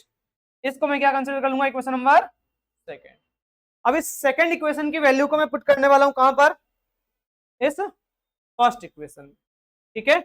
देखो कैसे सब्स्टिट्यूट करेंगे now, putting the value of second equation in first. तो सेकेंड इक्वेशन क्या है, तो फर्स्ट क्या था, w is equal to m a s, तो w is equal to m into a into s था, और जहां s है वहां हम क्या लिख सकते हैं बेटा, m a into v square minus u square by 2a। बेटा ये ए से ये कैंसिल आउट हो गया, चेक करो, एक्सेलरेशन से एक्सेलरेशन कट गया, चलेगा। अब सुनो, इस यही वर्क डन कौन सी एनर्जी कहलाएगा बेटा, यही वर्क डन तो एनर्जी कहलाएगा। अब बॉडी मोशन में तो कौन सी एनर्जी होगी, काइनेटिक। मैंने आपको थोड़ी देर पहले समझाया, जितना हम वर्क करेंगे वही हमारी क्या होगी, एनर्जी। तो यही वर्क डन तो एनर्जी कहलाएगा। तो इसको मैं लिखता हूँ, W को हटा के एनर्जी लिख दूंगा, और कौन सी एनर्जी, तो के ही लिख दिया मैंने, या सिर्फ के लिख सकते हैं। तो ये वर्क डन काइनेटिक एनर्जी में कन्वर्ट हो जाएगा। जो हम वर्क करते हैं वही आपका एनर्जी होता है ना। तो इस 2 को बाहर निकाल दो बेटा, क्या हो जाएगा, हाफ m, ये 2 को बाहर निकाल दिया, यहाँ m है, नीचे 2 आ गया, ऊपर 1 लिख सकता हूँ ना, 1 इंटू एम, ही तो आएगा। अब ब्रैकेट में क्या बेटा, v square minus u square. अब सुनो, व्हेन, एक तो फॉर्मूला आपका ये आ गया, half m v square minus u square, ठीक है, काइनेटिक एनर्जी का किसी भी पॉइंट पे। लेकिन अगर ये केस हो, when initial velocity becomes what, जब बॉडी शुरुआत में रेस्ट में चालू हो, मतलब मैं रेस्ट में था फिर मैंने भागना शुरू किया, जब मेरी इनिशियल वेलोसिटी क्या होगी, 0 होगी, तो u 0 सब्स्टिट्यूट कर दो यहाँ पे बेटा, तो काइनेटिक एनर्जी का फॉर्मूला क्या आएगा, half m v square, u तो 0 हो चुका है ना, काइनेटिक एनर्जी कितना हो जाएगा, हाफ m, तो ये हमारा आ गया क्या बेटा, काइनेटिक एनर्जी का एक्सप्रेशन। तो किसी भी पॉइंट पे किसी भी बॉडी की काइनेटिक एनर्जी कितनी हो जाएगी, half m v square, provided initial velocity कितनी होनी चाहिए, अदरवाइज ये फॉर्मूला आ रहा है। एक बार क्विक रिकैप करेंगे बेटा, काइनेटिक एनर्जी क्या होता है, वो एनर्जी किसी बॉडी में जब बॉडी किसमें हो, मोशन में हो। अब एक्सप्रेशन निकालना है, काइनेटिक एनर्जी का डेरिवेशन निकालना है, क्या होता है बेटा, हमने मान लिया एक मूविंग बॉडी m, वो ए पॉइंट से कहां गया, बी पॉइंट, इनिशियल वेलोसिटी कितनी थी u, फाइनल कितनी थी v। अब बॉडी का मोशन कैसा है, यूनिफॉर्म एक्सेलरेशन में, है ना, बताया था एक्सेलरेशन कैसा है। तो बॉडी यहां से यहां तक जाने में कुछ वर्क करेगा, बहुत बेहतरीन, तो वर्क डन कितना होगा, वर्क डन का फॉर्मूला होता है force into displacement, force into displacement, force तो क्या लिखता हूं बेटा, mass into acceleration into displacement. अब मुझे वेलोसिटी चाहिए ना, काइनेटिक एनर्जी है तो मुझे वेलोसिटी चाहिए, ये डिस्टेंस को हटाना है मुझे, और यहाँ पे क्या चाहिए, वेलोसिटी। तो मैं इस डिस्टेंस को हटाने के लिए क्या काम करने वाला हूँ, थर्ड इक्वेशन ऑफ मोशन का यूज करूंगा, जो कि होता है v square is equal to u square plus 2s। इस यू स्क्वायर को उधर मिल जाएंगे तो माइनस में हो जाएगा, 2a मल्टीप्लाई में जाएगा तो डिवाइड में हो जाएगा, s आ गया। अब इसे उठाओ और जहां s था वहां पर सब्स्टिट्यूट कर दो इस वैल्यू को, जैसे सब्स्टिट्यूट किया a से a कैंसिल आउट हो गया, इस 2 को बाहर निकाल दो, half m v square minus u square, ये हमारा क्या हुआ, काइनेटिक एनर्जी हुआ। अब एक केस बनता है जब इनिशियल वेलोसिटी कितनी हो बॉडी की, तो u को 0 रख दूं, तो ये 0 हो जाएगा तो हट जाएगा, क्या बचेगा, हाफ m v स्क्वायर। तो ये हाफ m v स्क्वायर हो गया हमारा काइनेटिक एनर्जी किसी भी बॉडी की। आ रहा है समझ, कोई डाउट तो नहीं किसी को, आगे बढ़ सकता हूं। अब सुनो बेटा, कॉपीज खोलो, क्वेश्चन करने वाले हैं अब हम लोग। मान लो एक बॉडी है बेटा, है ना, उस बॉडी का मास कितना है, 20 किलोग्राम का है, ठीक है, एक बॉडी है उसका मास कितना है 20 किलोग्राम, और वो बॉडी 72 किलोमीटर पर आवर की स्पीड से भाग रहा है, ठीक है, 72 किलोमीटर पर आवर की स्पीड से भाग रहा है। बताओ उसके अंदर काइनेटिक एनर्जी कितनी होगी? ठीक है, जल्दी से करेंगे भाई। क्वेश्चन में आपको वेलोसिटी किसमें गिवन है? किलोमीटर पर आवर में। तूने भी ये किया है, करा ना कन्वर्ट? हाँ। तो बेटा किलोमीटर पर आवर को पहले किसमें कन्वर्ट करना पड़ेगा हमको? मीटर पर सेकंड में, ठीक है। तो मीटर पर सेकंड में चेंज करने के लिए हम क्या करते हैं? 5/18, 18 से कितना मार गया? 5 4 20 मीटर पर सेकंड, वेलोसिटी आ गया। अब फॉर्मूला क्या है काइनेटिक एनर्जी का? Half mv square, half into mass, mass कितना है और वेलोसिटी कितना है? कोई डाउट तो नहीं है? अब सुनो, 2 से कितना मार गए ये? 10, तो 10 इंटू 20 का स्क्वायर कितना हो जाएगा? 400, तो कितना आ जाएगा ये? 4000 जूल की काइनेटिक एनर्जी होगी। आया समझ? कोई डाउट है? श्योर ना? अगला क्वेश्चन, एक गन है बेटा, उस गन से एक बुलेट को फायर किया गया। नेक्स्ट क्वेश्चन है, एक गन है, उस गन से क्या किया गया? एक बुलेट को फायर किया गया। उस बुलेट का मास दे रखा हमको 10 ग्राम। कितना ग्राम बेटा? 10 ग्राम बुलेट का मास है ना। अब ये जब बैरल से निकला, बैरल मतलब जो बंदूक की नली होती है उससे बाहर निकलेगा, है ना। तो बैरल से निकलने के बाद ये 300 मीटर पर सेकंड की स्पीड से जा रहा है। किस स्पीड से जा रहा है बेटा? 300 मीटर पर सेकंड की स्पीड से जा रहा है आगे। बताओ उसकी काइनेटिक एनर्जी कितनी होगी बुलेट? निकालो, हो जाएगा। अच्छा हाफ भी तो था, भूल गया। हाफ इंटू एम, मास कितना होगा? 10 ग्राम में, तो क्या करना पड़ेगा? किलोग्राम में कन्वर्ट करने के लिए हम क्या करेंगे? 1000 से मास किलोग्राम में होना चाहिए, स्टैंडर्ड यूनिट, ऐसा यूनिट मास का। वेलोसिटी कितना है? 300, उसका स्क्वायर। तो देखो एक जीरो से एक जीरो कट गया, 1/2 इंटू 1/100 इंटू 300 का स्क्वायर, 3 का स्क्वायर 9, ये 2 जीरो है तो कितना हो जाएगा? 4 जीरो, 2 जीरो से 2 जीरो गया, तो 900 को 2 से डिवाइड करेंगे तो कितना आएगा? 450 जूल। कोई डाउट तो नहीं है? श्योर ना? आगे बढ़ा जाए, कंफर्म, बेहतरीन। अब देखो क्वेश्चन क्या है, एक बॉडी है, इसका मास क्या है बेटा? m है। बॉडी का मास कितना है? m है। किस वेलोसिटी से जा रहा था इनिशियली? ये 5 मीटर पर सेकेंड, है ना। तब इसकी काइनेटिक एनर्जी कितनी थी? 25 जूल, ठीक है। अच्छा ये बताओ काइनेटिक एनर्जी क्या होता है बेटा? काइनेटिक एनर्जी होता है हाफ mv स्क्वायर। तो काइनेटिक एनर्जी कितना गिवन है? 25 रखो बेटा, is equal to half into mass, mass तो गिवन ही नहीं है। वेलोसिटी कितनी है? 5, 5 का स्क्वायर कितना हो जाएगा? ये 25 मल्टीप्लाई में जाएगा तो डिवाइड में, और ये 2 इधर डिवाइड में रहेगा तो मल्टीप्लाई में, इज इक्वल टू m। 25 से 25 कट गया, मास कितना आ गया? 2 kg, मास आ गया। बहुत बेहतरीन, अब आगे बढ़ेंगे। अब काइनेटिक एनर्जी निकालना है। दूसरे वाले केस में अगर उसकी वेलोसिटी क्या कर दूं? वेलोसिटी डबल करेंगे तो काइनेटिक एनर्जी कितनी होगी? तो वेलोसिटी डबल करोगे तो न्यू वेलोसिटी कितनी हो जाएगी? न्यू वेलोसिटी कितनी होगी बेटा? पहले 5 था ना, इसका डबल कर दो। डबल मतलब 2 से मल्टीप्लाई, कितना आएगा? 10 मीटर पर सेकेंड, वेलोसिटी हो गया। अब काइनेटिक एनर्जी निकालना है, कितना होगा? Half mv square.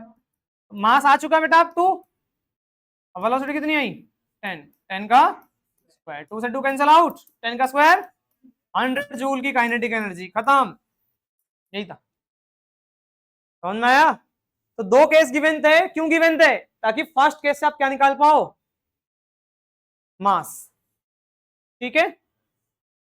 आया समझ? अगला क्वेश्चन दिया जाए। अब देखो अगला क्वेश्चन में दे रहा हूं ऐसे कुछ, हटा दो ना इसको, भेज दूंगा मैं, लिखना ग्रुप में भेज दूंगा, ठीक है। ठीक, क्वेश्चन है, a body of mass m is moving with velocity v, है ना, वेलोसिटी v, ठीक।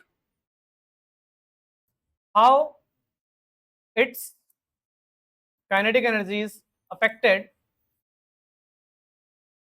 if its velocity is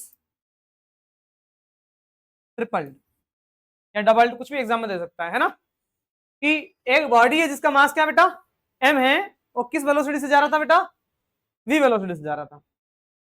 ये क्वेश्चन एग्जाम में काफी बार आता है, ध्यान रखेंगे, ठीक है। इसने बोला है कि काइनेटिक एनर्जी कैसा अफेक्ट होगा उस बॉडी का अगर मैं इसकी वेलोसिटी क्या कर दूं, ट्रिपल कर दूं। ट्रिपल का मतलब समझते हो, वेलोसिटी 3 टाइम्स बढ़ा दिया गया, पहले 5 था तो अब कितना हो जाएगा 15, ऐसा कुछ, ठीक है। बताओ क्या आंसर होगा, बस 9 टाइम्स सही आंसर। करो आप लोग, करो जब तक, सोचो सोचो। इनिशियल काइनेटिक एनर्जी कितनी होगी, इनिशियल काइनेटिक एनर्जी के आई मान लेता हूं, इनिशियल काइनेटिक एनर्जी कितनी हो जाएगी, फॉर्मूला क्या है, हाफ मास m है और वेलोसिटी कितनी है बेटा, का स्क्वायर, ये है initial kinetic energy. Let's say equation number 1 है ना बेटा, ये क्वेश्चन काफी इंपॉर्टेंट है एग्जाम पॉइंट ऑफ व्यू से, समझ में आना बहुत जरूरी है। दूसरा, नाउ फाइनल काइनेटिक एनर्जी कितनी हो जाएगी, KF मतलब final kinetic energy, half into mass तो बॉडी का वही रहेगा, लेकिन जो वेलोसिटी पहले v था वो अब क्या हो जाएगा 3 गुना, 3 टाइम्स, ट्रिपल है। तो पहले अगर वेलोसिटी v था तो अब वेलोसिटी कितनी जाएगी बेटा, 3 गुना हो गया ना पहले के, तो पहले v था तो अब कितना हो जाएगा 3v, तो 3v का, अच्छा बताओ इस कितना आएगा, हाफ m, 3 का स्क्वायर 9 और v का स्क्वायर, डाउट तो नहीं है। अब इसको मान लेंगे इक्वेशन नंबर 2, मान सकते हैं बेटा, चलेगा। अब कर दो क्या, फर्स्ट डिवाइडेड बाई सेकंड या second divided by first, second equation को फर्स्ट से क्या कर दो डिवाइड, ठीक है, एग्जाम में ऐसे एक्सप्रेस करोगे आप। तो second left hand side KF divide by KI, इसको इससे डिवाइड करें ना, सेकंड वाला पहले आएगा फर्स्ट वाला बाद में, इज इक्वल टू क्या होगा बेटा, half into m into half into m into 9v square divide by half mv square. देखो हाफ से हाफ कैंसिल आउट, m से m cancel out, v square से v स्क्वायर कैंसिल आउट, हो गया। अब इस KI को उधर भेज दूं तो KF क्या हो जाएगा 9 इंटू KI को उधर भेज दिया ना, जो फाइनल काइनेटिक एनर्जी हो जाएगा वो कैसा इफेक्ट होगा, तो 9 टाइम्स, इनिशियल के 9 टाइम्स हो जाएगा, 9 गुना बढ़ जाएगा। तो अगर पहले काइनेटिक एनर्जी उसकी 100 थी तो अब कितनी हो जाएगी 900, आ रहा है समझ, शाबाश। तो काइनेटिक एनर्जी क्या हो जाएगा 9 टाइम्स इंक्रीज हो जाएगा, ये इसका आंसर है। सबको क्लियर हुआ, कोई ऐसा है जिसको नहीं आया हो तो पूछो आराम से, सबको आ गया क्या, और ना। काइनेटिक एनर्जी के बाद नेक्स्ट हम बात करने वाले हैं किसके बारे में बेटा, next type of energy that is potential energy, ठीक है बेटा, कौन सी एनर्जी, पोटेंशियल एनर्जी। तो अब हम समझेंगे पोटेंशियल एनर्जी क्या होता है, ठीक है, ये भी काफी ज्यादा इंपॉर्टेंट है। पोटेंशियल एनर्जी को ना एक तरह से हम लोग स्टोर्ड एनर्जी भी कहते हैं, इन शॉर्ट स्टोर्ड एनर्जी, ये एनर्जी स्टोर होता है, ठीक है बेटा, एनर्जी क्या होता है स्टोर होता है इसके अंदर। अब सबसे पहले हम बात करेंगे पोटेंशियल एनर्जी होता क्या है।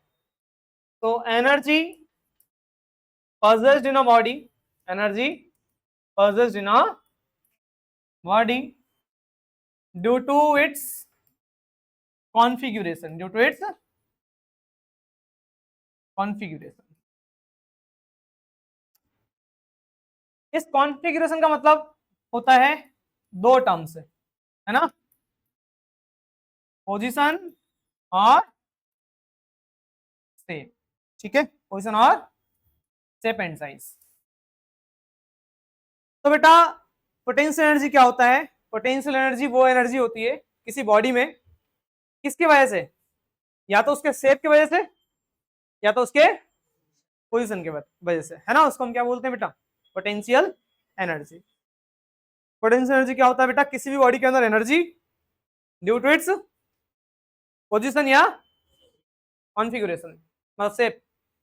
अब समझो कि आप नीचे खड़े हो, ठीक है, ग्राउंड फ्लोर पे। आज वो नहीं है ना, क्या नाम है उसका, शांत। आप फर्स्ट फ्लोर पे और सेकंड फ्लोर पे गमला है, और ये गमला आपके सर पे छोड़ दिया जाएगा ऐसे, तो चोट ज्यादा कब आएगी, सेकंड फ्लोर से आएगी, है ना? क्यों? हाँ, हाइट ज्यादा होने से क्या हो गया, एनर्जी ज्यादा है उसकी, हाइट ज्यादा होने से।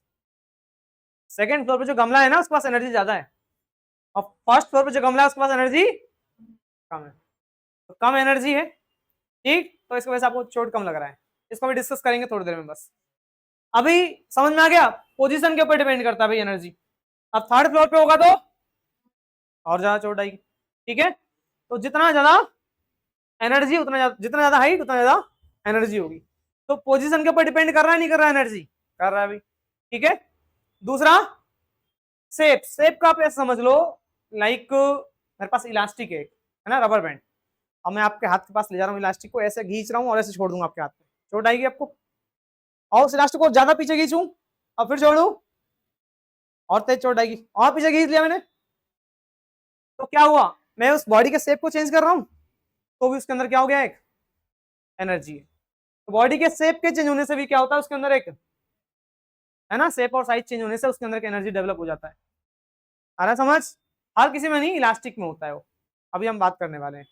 तो इसको हम क्या कहते हैं बेटा, पोटेंशियल। पोटेंशियल एनर्जी को समझोगे, ये दो टाइप्स की एनर्जी होते हैं पोटेंशियल एनर्जी। पोटेंशियल एनर्जी में कितने टाइप्स के होते हैं बेटा, दो टाइप्स के होते हैं। फर्स्ट हमारा होता है क्या, ग्रेविटेशनल,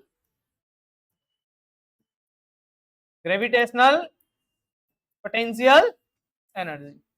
तो ग्रेविटेशनल पोटेंशियल एनर्जी क्या होता है बेटा, energy possessed in a body, energy possessed in a body due to its position. तो किसी भी बॉडी के अंदर एनर्जी उसके पोजीशन की वजह से, उसको हम क्या कहते हैं बेटा, ग्रेविटेशनल पोटेंशियल एनर्जी। तो ग्रेविटेशनल पोटेंशियल एनर्जी क्या होता है बेसिकली, ग्रेविटेशनल पोटेंशियल एनर्जी क्या है, पोजीशन के वजह से जो एनर्जी होगी उस बॉडी के अंदर, उसको हम क्या बोलेंगे, ग्रेविटेशनल पोटेंशियल एनर्जी। आ रहा है समझ? अब सुनो, अब ना इसको अच्छे समझना, जो मैं कॉन्सेप्ट समझाना चाह रहा हूँ। ये फर्स्ट फ्लोर है बेटा और ये सेकंड फ्लोर है, वही गमला टेकिंग ऊपर से नीचे। अब ये सीढ़ी है, इस सीढ़ी से ऐसे, ये फर्स्ट फ्लोर है, फिर ये सीढ़ी गया कहां तक, सेकंड फ्लोर तक, है ना। अब मैंने आपको थोड़ी देर पहले समझाया था बेटा कि जो हम लोग वर्क करते हैं वही वर्क एनर्जी के फॉर्म में कन्वर्ट होता है ना। तो आप गमले को पकड़े नीचे से ऊपर लेके गए, तो आपने कुछ वर्क करा, किस पे करा, गमले पे करा, तो वो सारा का सारा एनर्जी आपका कहां चला गया, जो आपने वर्क डन किया, ठीक है। आना समझ नहीं आ रहा? तो ये फर्स्ट फ्लोर पे गमला है, उसके अंदर उसकी एनर्जी होगी कुछ।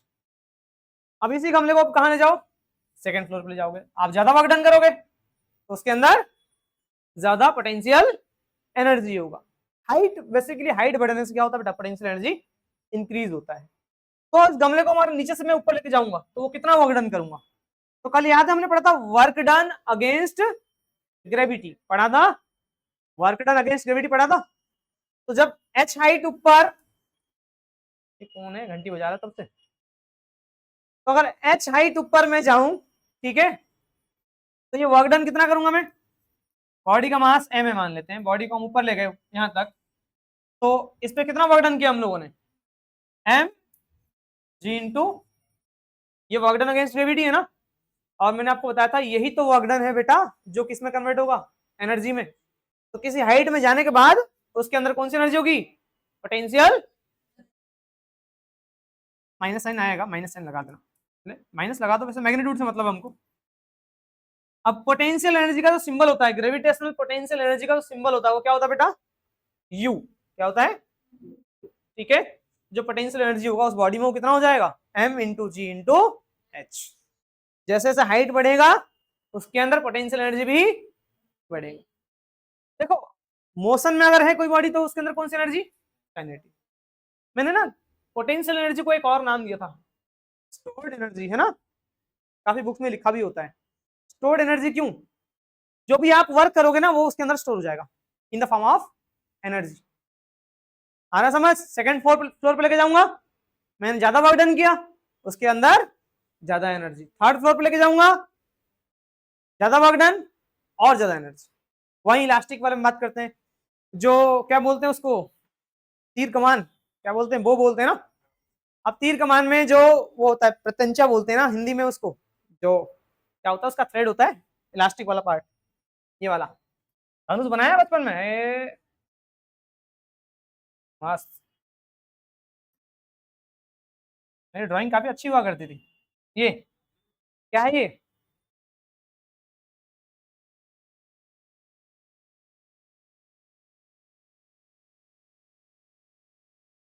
बढ़िया लग रहा है? बढ़िया लग रहा नहीं लग रहा? किसी को खराब लग रहा बेटा इसी को उठा के मार दूंगा तुम पे। हाँ ही बोलना। अब इसको पीछे खींचे और रिलीज करेंगे, है ना? तो बताओ इसको अगर मैं कम पीछे खींचूंगा, इसको अगर मैं यहाँ से लगा के कम पीछे खींचूंगा तो क्या होगा? उसके पास एनर्जी भी क्या होगी? क्यों होगी? क्योंकि हमने इसको जब खींचा इस पे वर्क डन किया। अगर मैं थोड़ा सा डिस्टेंस पीछे खींच रहा हूं तो मैंने उस पर ज्यादा वर्क डन किया, क्या कम वर्क डन किया? तो वही वर्क तो एनर्जी में कन्वर्ट होगा, तो वही वर्क इसमें एनर्जी के फॉर्म में कन्वर्ट हो गया। इसको ज्यादा पीछे खींचूंगा तो मैं ज्यादा वर्क डन करूंगा, मतलब मेरा एनर्जी खत्म होगा और वो सारा का सारा एनर्जी कन्वर्ट हो जाएगा किसमें? इसके अंदर, इस इलास्टिक के अंदर चला जाएगा, इसको हम बोलेंगे पोटेंशियल। क्योंकि उसने सारा का सारा एनर्जी आपका क्या कर लिया बेटा? स्टोर कर लिया। तो ये हमारा हुआ पोटेंशियल एनर्जी। अब जैसे ही इसको मैं रिलीज करूंगा वो पोटेंशियल एनर्जी कन्वर्ट हो जाएगा किसमें बेटा? काइनेटिक। ये सारा का सारा एनर्जी जो इस पे था ना, मान लो इसको हमने क्या करा, ऐसे ये बना था ना, ऐसे ऐसे खींच दिया पीछे की तरफ, ठीक है? तो इस क्या बोलते हैं स्ट्रिंग के अंदर कौन सी एनर्जी होगी? पोटेंशियल, ठीक है? जब मैं रिलीज करूंगा वो सारा का सारा एनर्जी कहां ट्रांसफर हो जाएगा? इस तीर के अंदर, है ना? आ रहा समझ? और ये मोशन में आ गया तो कौन सी एनर्जी? तो एनर्जी ना एक फॉर्म से दूसरे फॉर्म में हमेशा क्या होता है? कन्वर्ट होता है। वही हमारा नेक्स्ट टॉपिक है। आ रहा है समझ? तो जो भी आप वर्क करते हो वही आपकी एनर्जी। आप समझ में आ गया होगा बढ़िया तरीके से, कोई डाउट तो नहीं है? अब सुनो, तो एक तो था बेटा हमारा gravitational potential energy. Gravitational potential energy मतलब हाइट से रिलेटेड है, ठीक? जितना आप ऊपर जाओगे ग्रेविटी उतना बढ़, है ना? जी की वैल्यू, एच की वैल्यू उतनी बढ़ेगी और उतना ही ज्यादा क्या होगा आपके अंदर? पोटेंशियल एनर्जी होगा। दूसरा हम बात करेंगे किसके बारे में बेटा? दूसरा हम बात करने वाले हैं elastic potential energy. Elastic potential energy क्या था? यही तो था। तो मैंने आपको पोटेंशियल एनर्जी दो तरीके से दिखाया था, एक पोजीशन और एक शेप। तो शेप चेंज होने की वजह से किसी बॉडी के अंदर जो एनर्जी होती है उसको हम क्या बोलते हैं? Elastic potential. लिख लोगे definition, energy possessed in a body due to its shape, है ना? कॉन्फ़िगरेशन में आप डाल सकते हो शेप एंड साइज, ठीक है? कोई डाउट तो नहीं बेटा? श्योर ना? आगे बढ़ा जा सकता है? तो हमने अभी तक क्या कवर कर लिया बेटा? काइनेटिक कवर कर लिया, पोटेंशियल कवर कर लिया। पोटेंशियल में हमने दो टाइप से पोटेंशियल एनर्जी पढ़े, कौन कौन सा? ग्रेविटेशनल और इलास्टिक, है ना? ग्रेविटेशनल क्या होता है? पोजीशन की वजह से जो एनर्जी होती है। तो आपको याद रखना है जितना आप हाइट ऊपर जाओगे उतना क्या होगा? पोटेंशियल एनर्जी इंक्रीज होगा, ठीक है? इलास्टिक आपको पढ़ना नहीं है, अभी सिलेबस में नहीं है आपके, इलास्टिक पढ़ोगे 11th क्लास में। अभी हम सिर्फ और सिर्फ किसके बारे में बात करने वाले हैं? ग्रेविटेशनल। तो एक ही फॉर्मूला आपको याद रखना है, पोटेंशियल एनर्जी क्या होता है? mgh, ठीक है? एक छोटा सा न्यूमेरिकल ले लेते हैं बेटा इसके ऊपर और फिर हमारा टॉपिक हुआ खत्म।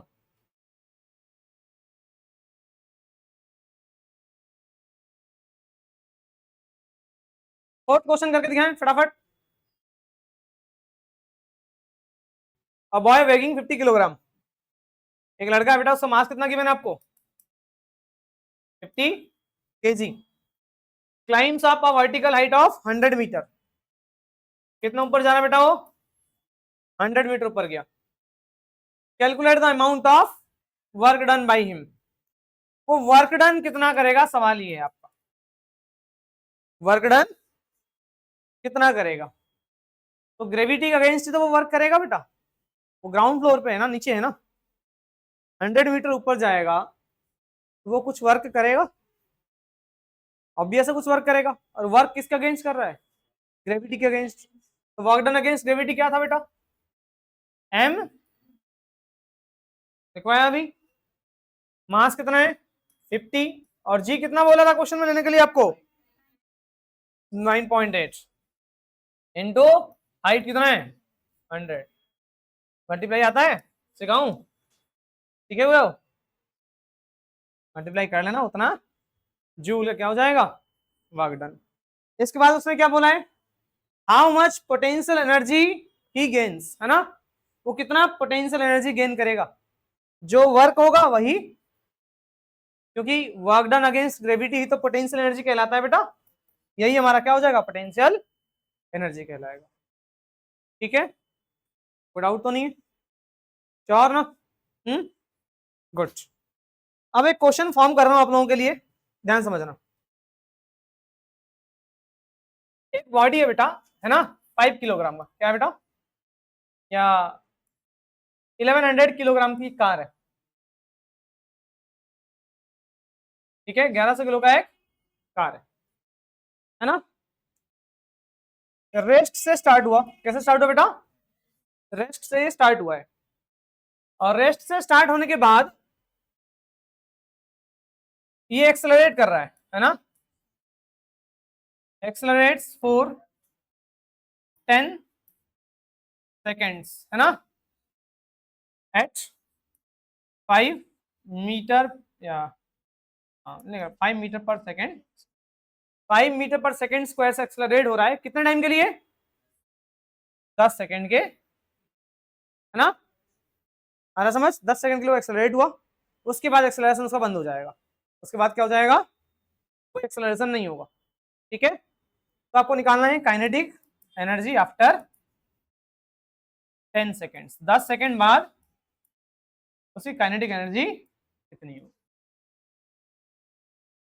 ठीक है, 10 सेकेंड बाद बॉडी की काइनेटिक एनर्जी या कार की काइनेटिक एनर्जी कितनी होगी, ये आपको निकालना है। आ रहा समझ? करो जरा, देखते हैं कर पाते हो तो। ठीक है, सुनो, आपको अगर काइनेटिक एनर्जी निकालना है 10 सेकेंड बाद, काइनेटिक एनर्जी का फॉर्मूला क्या होता है? काइनेटिक एनर्जी का फॉर्मूला क्या बेटा? हाफ mv स्क्वायर, यही है। अब ये बताओ, मास गिवन है आपको, मास तो गिवन है, क्या वेलोसिटी गिवन है? नहीं। तो पहले वेलोसिटी निकालना पड़ेगा हमको, ताकि हम क्या कर सके, उसका काइनेटिक एनर्जी निकाल पाए। तो पहले मुझे वेलोसिटी निकालना है, तो आओ बेटा वेलोसिटी निकाल लेते हैं। वेलोसिटी कैसे निकालेंगे, ध्यान दो। इनिशियल वेलोसिटी कितनी है बेटा इसकी? 0 मीटर पर सेकंड। क्यों? क्योंकि बॉडी किस में स्टार्ट हुआ है? रेस्ट से स्टार्ट हुआ है। टाइम कितना है? 10 सेकेंड्स। एक्सेलरेशन कितना है? 5 मीटर पर सेकेंड स्क्वायर। तो फर्स्ट इक्वेशन ऑफ मोशन आता है बेटा आप लोगों को, v इज इक्वल टू क्या है? u plus 80। तो v is equal to u कितना है? 0, a कितना है? 5, और t कितना है? 10। कितना आएगा? 50 मीटर पर सेकेंड। गाड़ी इतनी स्पीड में जा सकती है कभी? रेसिंग कार है, ठीक है। 50 मीटर पर सेकेंड इसकी क्या है? स्पीड हो गई। अब सुनो, काइनेटिक एनर्जी कितना हो जाएगा? Half into mass. मास कितना है? 1100 और 50 का स्क्वायर, 50 का स्क्वायर कितना हो जाएगा? 2500। और मल्टीप्लाई डिवाइड आता है, उतना आ जाएगा, उतना that much of joule kinetic energy. आया समझ? कोई डाउट है? तो आज के लिए इतना है। तो law of conservation of energy क्या होता है, अब इसको समझेंगे। तो बेटा law of conservation of energy होता है कि ना ही आप एनर्जी क्रिएट कर सकते हो किसी सिस्टम में, ना ही आप एनर्जी क्या कर सकते हो? डिस्ट्रॉय कर सकते हो किसी सिस्टम में। आप एनर्जी को एक फॉर्म से दूसरे फॉर्म में कन्वर्ट कर सकते हो सिर्फ, ठीक है। ना ही आप एनर्जी क्रिएट कर सकते हो, ना ही आप एनर्जी डिस्ट्रॉय कर सकते हो। जो एनर्जी है उस एनर्जी को आप एक फॉर्म से दूसरे फॉर्म में कन्वर्ट कर रहे हो। जैसे मैं खाना खा रहा हूं, ठीक है, फूड से मुझे क्या मिला बेटा? एक एनर्जी मिला। एक सेकेंड, ठीक है। तो क्या बोला था मैं? हाँ हाँ, जैसा मैंने खाना खाया बेटा, ठीक है, फूड से मुझे क्या मिला?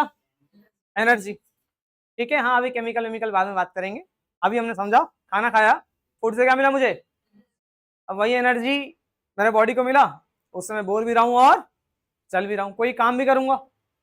ठीक है, जैसे मान लेते हैं मैंने इस बोतल को उठाया और यहाँ से और इस हाइट पे रख दिया मैंने, ठीक है, तो मेरा एनर्जी कन्वर्ट हुआ किसमें, वर्क में। जो मैं वर्क डन करूंगा इसको, मैंने आपको बताया था कि जब मैं इस पे वर्क डन करूंगा तो मेरा एनर्जी कहाँ स्टोर हो जाएगा, इसमें स्टोर हो जाएगा।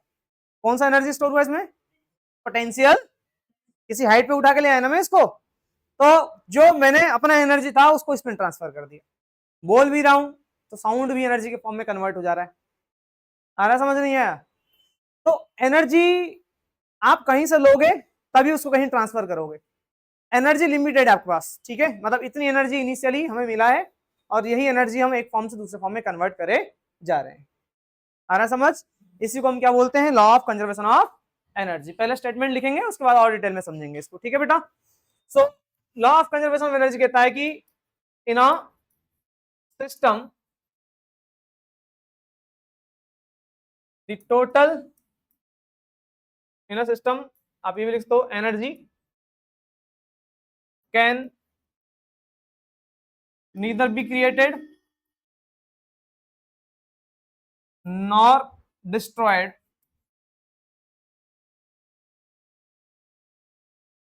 but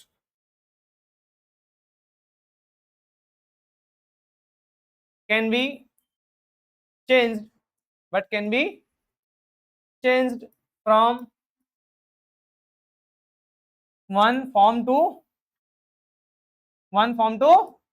another form, ठीक है, one form to another form. तो एनर्जी ना ही आप कभी क्रिएट कर सकते हो बेटा और ना ही कभी डिस्ट्रॉय कर सकते हो, इसको सिर्फ और सिर्फ हम क्या कर रहे हैं, एक फॉर्म से दूसरे फॉर्म में कन्वर्ट कर रहे हैं। सन से एनर्जी आ रहा है, उसी एनर्जी से खाना बन रहा है बेटा, है ना, कोई भी प्लांट से ग्रो करेगा, कहाँ से एनर्जी ला रहा है वो, सन के लाइट से, ठीक है, सन भी बर्न हो रहा है तो फ्यूल जल रहा है तभी उससे एनर्जी रिलीज हो रहा है।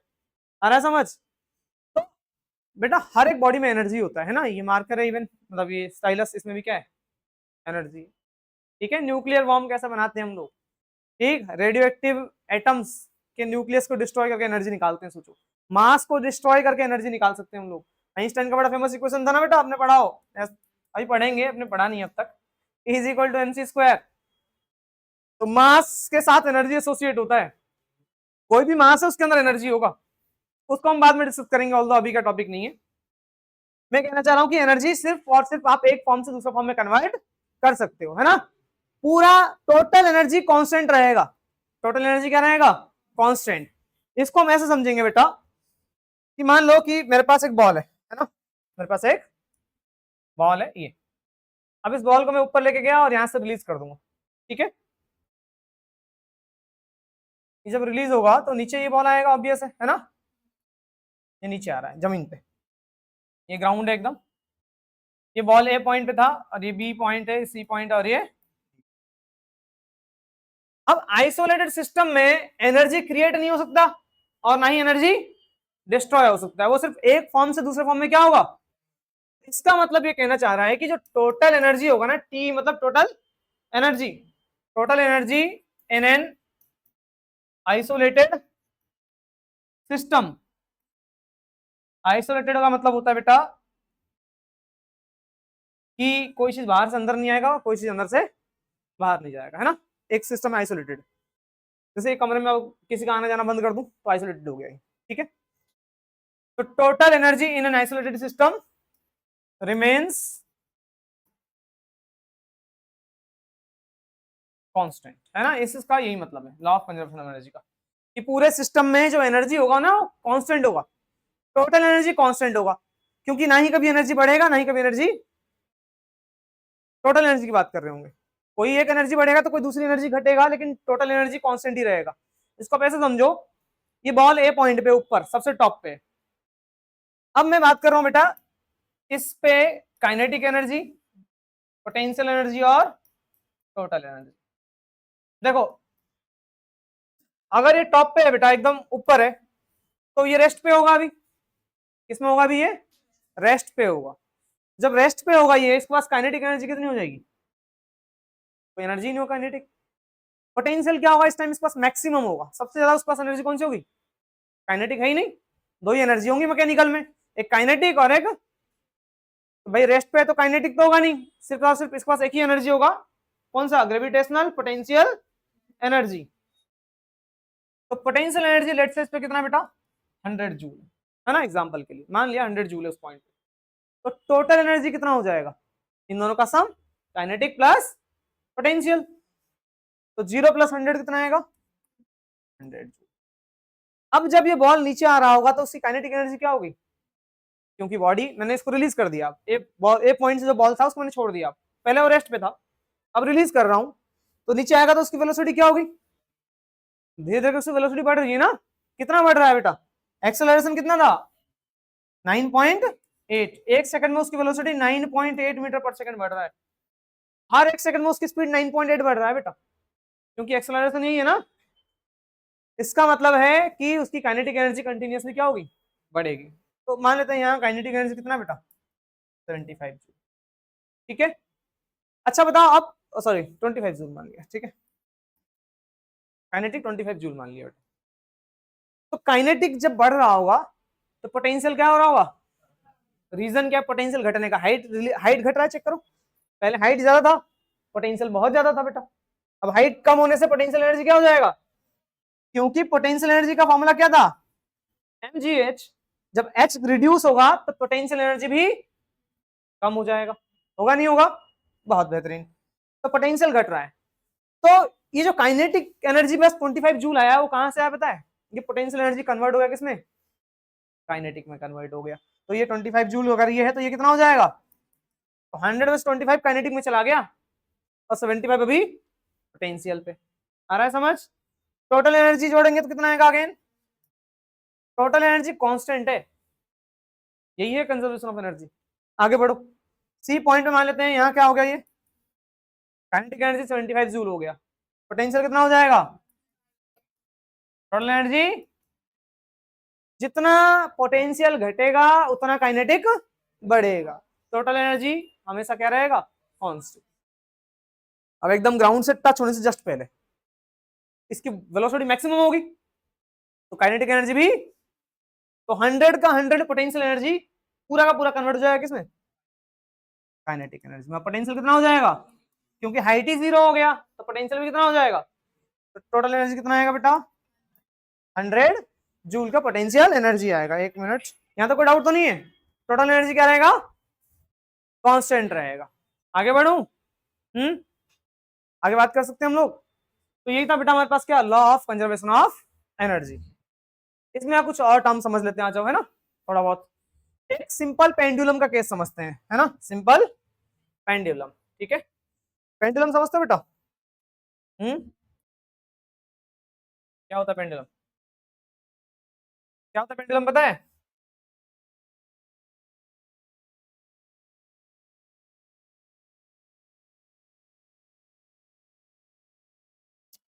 ये पेंडुलम बेटा, है ना, एक रस्सी लो पतला सा, उसमें क्या कर दो, एक मास लटका दो, बॉब जिसे कहते हैं, है ना, इसमें एक छोटा सा मास लटका दो, मास समझ दो ना, कंचा बांध दो, सबसे बेस्ट, ठीक है, कोई भी एक मास हमें लटका दिया बहुत पतले स्ट्रिंग पे, अब उस मास को आप ऐसे खींचो पीछे और रिलीज कर दो, तो क्या होगा, ऐसे जाएगा, फिर ऐसे, देन ऐसे चलता चला जाएगा, कोई डाउट तो नहीं है, बहुत बढ़िया। तो यही काम करने वाले हैं अब इसमें, क्या करेंगे इसको बेटा, यहां तक ले गए और यहां से हम रिलीज करेंगे, तो रिलीज करेंगे तो क्या होगा बेटा, रिलीज करेंगे तो क्या होगा, ध्यान समझना, रिलीज करोगे तो आप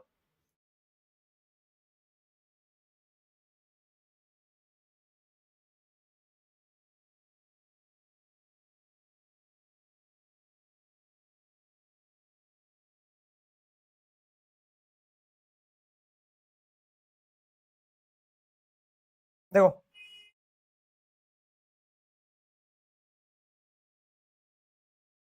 नहीं समझना, मैं यहाँ पे लेके गया, यहाँ पे इसको यहाँ लेके मैंने रोक रखा है अभी, जब इसको मैंने यहाँ ले गया और यहाँ लेके रोक रहा हूँ, इसका मतलब इसके पास कौन सी एनर्जी होगी, यहीं पे होल्ड कर दिया मैंने, इसके पास कौन सी एनर्जी होगी, सिर्फ पोटेंशियल होगी, काइनेटिक होगी क्या, क्यों, रेस्ट पे, रेस्ट पे तो काइनेटिक कितनी होगी, और किसी हाइट पे तो कौन सी एनर्जी होगी, पोटेंशियल। जैसे ही मैं उसको रिलीज करूंगा तो पता है क्या होगा, मान लो ये जमीन की हाइट है ना, ये है जमीन की हाइट मान लेते हैं, है ना, ये है फ्लोर की हाइट। जैसे ही मैं रिलीज करूंगा क्या होगा, उसकी काइनेटिक एनर्जी बढ़ेगा, स्पीड बढ़ेगा ना, पोटेंशियल क्या होगा, कम होगा। और जैसे ही ये इस पॉइंट पे आएगा, जैसे ये इस पॉइंट पे आएगा, एकदम ये वाला पॉइंट,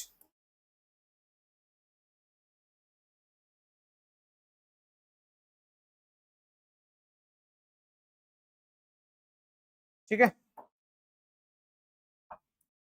जैसे ही ये इस पॉइंट पे आएगा तो क्या होगा, इसकी काइनेटिक क्या हो जाएगी, मैक्सिमम। काइनेटिक क्या हो जाएगी, सबसे तेज वेलोसिटी इसका, इस बॉल का कहां होगा, सबसे तेज जो वेलोसिटी होगा वो कहां होगा, इसी पॉइंट पे होगा। उसके बाद क्या होगा, जैसे जैसे नीचे आएगा उसकी स्पीड बढ़ेगी बढ़ेगी बढ़ेगी, काइनेटिक एनर्जी बढ़ेगा, और हाइट घट रहा है तो पोटेंशियल क्या होगा, कम होगा। इस पॉइंट पे आने के बाद क्या हो जाएगा, काइनेटिक एनर्जी मैक्सिमम हो जाएगा, सबसे तेज वेलोसिटी इसकी होगी इस पॉइंट पे, और पोटेंशियल कितना हो जाएगा, 0। उसके बाद क्या होगा, अब ये ऊपर जाएगा तो हाइट बढ़ रहा है, पोटेंशियल, और लास्ट में अगर रुक जाएगा ना, रुक गया इसका मतलब क्या है, पोटेंशियल मैक्सिमम, काइनेटिक 0। फिर जब जाएगा तो काइनेटिक बढ़ेगा, पोटेंशियल, यहाँ पे काइनेटिक मैक्सिमम, पोटेंशियल, फिर ऊपर काइनेटिक, काइनेटिक घटेगा, पोटेंशियल, यही तो होने वाला है। तो इसका मतलब क्या है, जो एक्सट्रीम पॉइंट्स है, ये एक्सट्रीम पॉइंट्स है, यहाँ काइनेटिक एनर्जी क्या होगा, मैक्सिमम, और पोटेंशियल एनर्जी कितना, सॉरी उल्टा कर दिया, पोटेंशियल एनर्जी मैक्सिमम बेटा, और काइनेटिक कितना हो जाएगा, क्लियर है। यहाँ पे भी काइनेटिक एनर्जी कितना हो जाएगा, और पोटेंशियल कितना हो जाएगा, और यहाँ पर अगेन पोटेंशियल एनर्जी और काइनेटिक कितना हो गया, 0। लेकिन जब टोटल एनर्जी हम निकालेंगे, तीनों ही केस में टोटल एनर्जी क्या रहेगा, कांस्टेंट रहेगा, ठीक है, आ रहा समझ। टोटल एनर्जी अगर यहाँ 100 जूल है तो यहाँ पे भी तो हो क्या रहा है, ये पोटेंशियल कन्वर्ट हो रहा है काइनेटिक में, फिर काइनेटिक कन्वर्ट हो रहा है, फिर पोटेंशियल कन्वर्ट हो रहा है, फिर काइनेटिक, इस तरीके से एनर्जी ट्रांसफर होते हुए चल रहा है। आ रहा है समझ, नहीं आ रहा। ये हमारा एक और एग्जांपल हो गया सिंपल पेंडुलम का, किसके लिए, law of conservation of energy के लिए।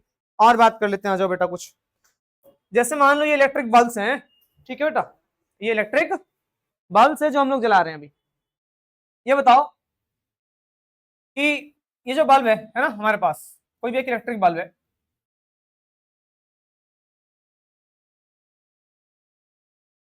कैसा बनता है बल्ब, आता तुम लोगों को बनाना भाई, यस सर, ठीक है। सेब सेब कहाँ बन गया भाई, ये लो अंदर मैंने वो वायर लगा दिया, टंगस्टन वायर, ठीक है। ये अंदर एक बल्ब है बेटा, ठीक है। अब हम क्या कर रहे हैं बेटा, मान लो कि इलेक्ट्रिक एनर्जी होता है, इसको मैंने इलेक्ट्रिक एनर्जी प्रोवाइड करा है ना, कितना इलेक्ट्रिक एनर्जी प्रोवाइड करा, लेट से मैंने इसमें दिया 100 जूल का, 100 जूल का कौन सा बेटा, इलेक्ट्रिक एनर्जी। जब मैं इसको 100 जूल की इलेक्ट्रिक एनर्जी प्रोवाइड करूंगा तो देखो क्या होगा, ये इलेक्ट्रिक एनर्जी को किस में कन्वर्ट करेगा, बल्ब, लाइट में। भाई इलेक्ट्रिसिटी आप दे रहे हो तो हमें क्या मिल रहा है, आउटपुट में लाइट मिल रहा है ना, तो लाइट एक एनर्जी तो है, तो ये इलेक्ट्रिक एनर्जी को किस में कन्वर्ट कर देगा बेटा, लाइट में कन्वर्ट कर देगा, कोई डाउट तो नहीं है, बहुत बेहतरीन। जब ये लाइट में कन्वर्ट करेगा तो कितना जूल कन्वर्ट करेगा लाइट में, पूरा का पूरा, एक्चुअल में पूरा का पूरा होता नहीं है, लाइक ये मिला 90 जूल,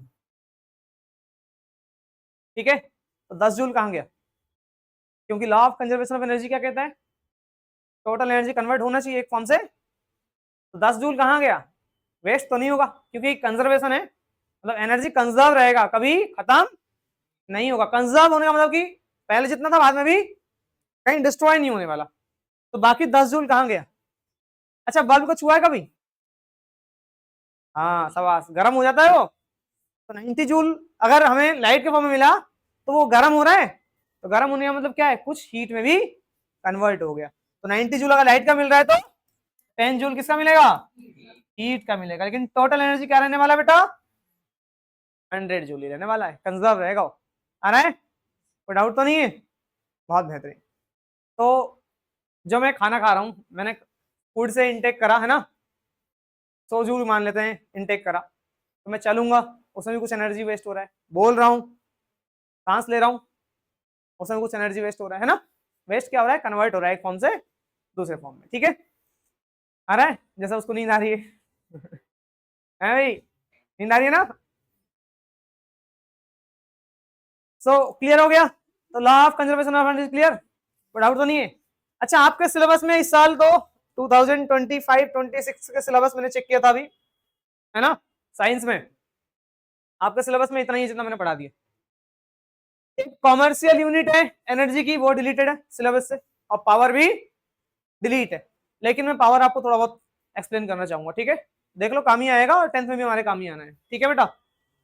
नेक्स्ट हम बात करेंगे इस बारे में पावर, ज्यादा बात नहीं करेंगे बेटा, बहुत शॉर्ट में बहुत कम बात करेंगे, क्योंकि सिलेबस में नहीं है तो ज्यादा पढ़ाने का फायदा भी नहीं है, लेकिन कुछ आइडिया आपको होना चाहिए। व्हाट इज इलेक्ट्रिक पावर, है ना, इलेक्ट्रिक पावर क्या होता है, तो सुनो, मेरे पास पावर मतलब ताकत है, अभी आप ये समझते हो है ना, इतना तो आपको पता है कि पावर मतलब स्ट्रेंथ, ताकत कितनी है, तो मेरे पास कितना ज्यादा ताकत है कैसे पता करोगे, या दो लड़के हैं इनके पास किस पर ज्यादा ताकत है ना, जो जीतेगा हाँ दोनों को लड़ा दो तो बस, नहीं नहीं लड़ाई वगैरह में यकीन नहीं रखता मैं, तो एक काम करते हैं, अरे इसका पेड़ तो गायब हो गया, तो एक काम करो, मैंने दो पत्थर लिए सेम साइज के, दो पत्थर लिए मैंने, सेम साइज के पत्थर ले लिए दोनों, है ना, और दोनों को हथौड़ा दे दिया एक एक, लो भाई हैमर, मैंने बोला जाओ पत्थर तोड़ो, तो बताओ ज्यादा पावर किसके पास होगा, डायरेक्ट आंसर बताओ, एनर्जी एनर्जी में बताओ, डायरेक्ट आंसर बताओ, हाँ हाँ जो पत्थर जल्दी तोड़ देगा, क्या बताइए 2 दिन में तोड़े और ये आधे 1-2-4 घंटे में तोड़ दे, तो जो पत्थर जल्दी तोड़ेगा, भाई एनर्जी तो दोनों पे, पत्थर दोनों तोड़ देंगे मान लो, पूरा पूरा तोड़ दिया, ये 4 दिन लगा रहा है, ये 1 दिन में खत्म कर रहा है, तो ज्यादा एनर्जी ज्यादा पावर किसके पास होगी, सिर्फ एनर्जी, सिर्फ एनर्जी नहीं भाई, पावर होता है कि जो आप वर्क करोगे वो टाइम के रिस्पेक्ट में कितना करोगे, work done with respect to time is known as power, तो टाइम कम से कम लगाओगे तो पावर ज्यादा से, क्योंकि ये एक दूसरे के क्या है, इनवर्सली प्रोपोर्शनल, टाइम कम पावर, और टाइम ज्यादा पावर, और जितना ज्यादा वर्क करोगे उतना ज्यादा आपके पास क्या होगा बेटा, पावर होगा, तो बेसिकली पावर क्या होता है, हम काम तो करेंगे लेकिन समय के रिस्पेक्ट में, टाइम के रिस्पेक्ट में हम कितना वर्क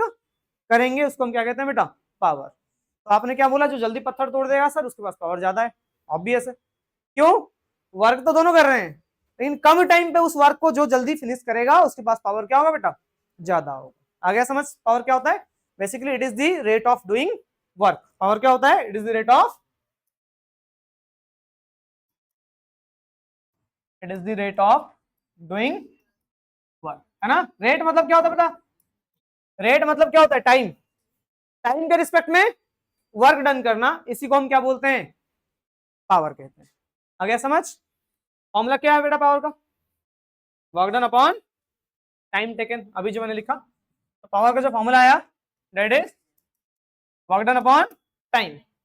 अभी बताओ वर्क डन की यूनिट क्या होती है, जूल, शाबाश, टाइम की यूनिट क्या होती है बेटा, सेकेंड, तो जूल पर सेकेंड एक नया यूनिट आएगा बेटा, इसको हम क्या कहते हैं, वॉट, क्या कहते हैं बेटा, जूल पर सेकंड क्या कहते हैं, what, so what is the SI unit of power, power की SI यूनिट क्या होती है बेटा, वॉट होती है ना, आ रहा है समझ।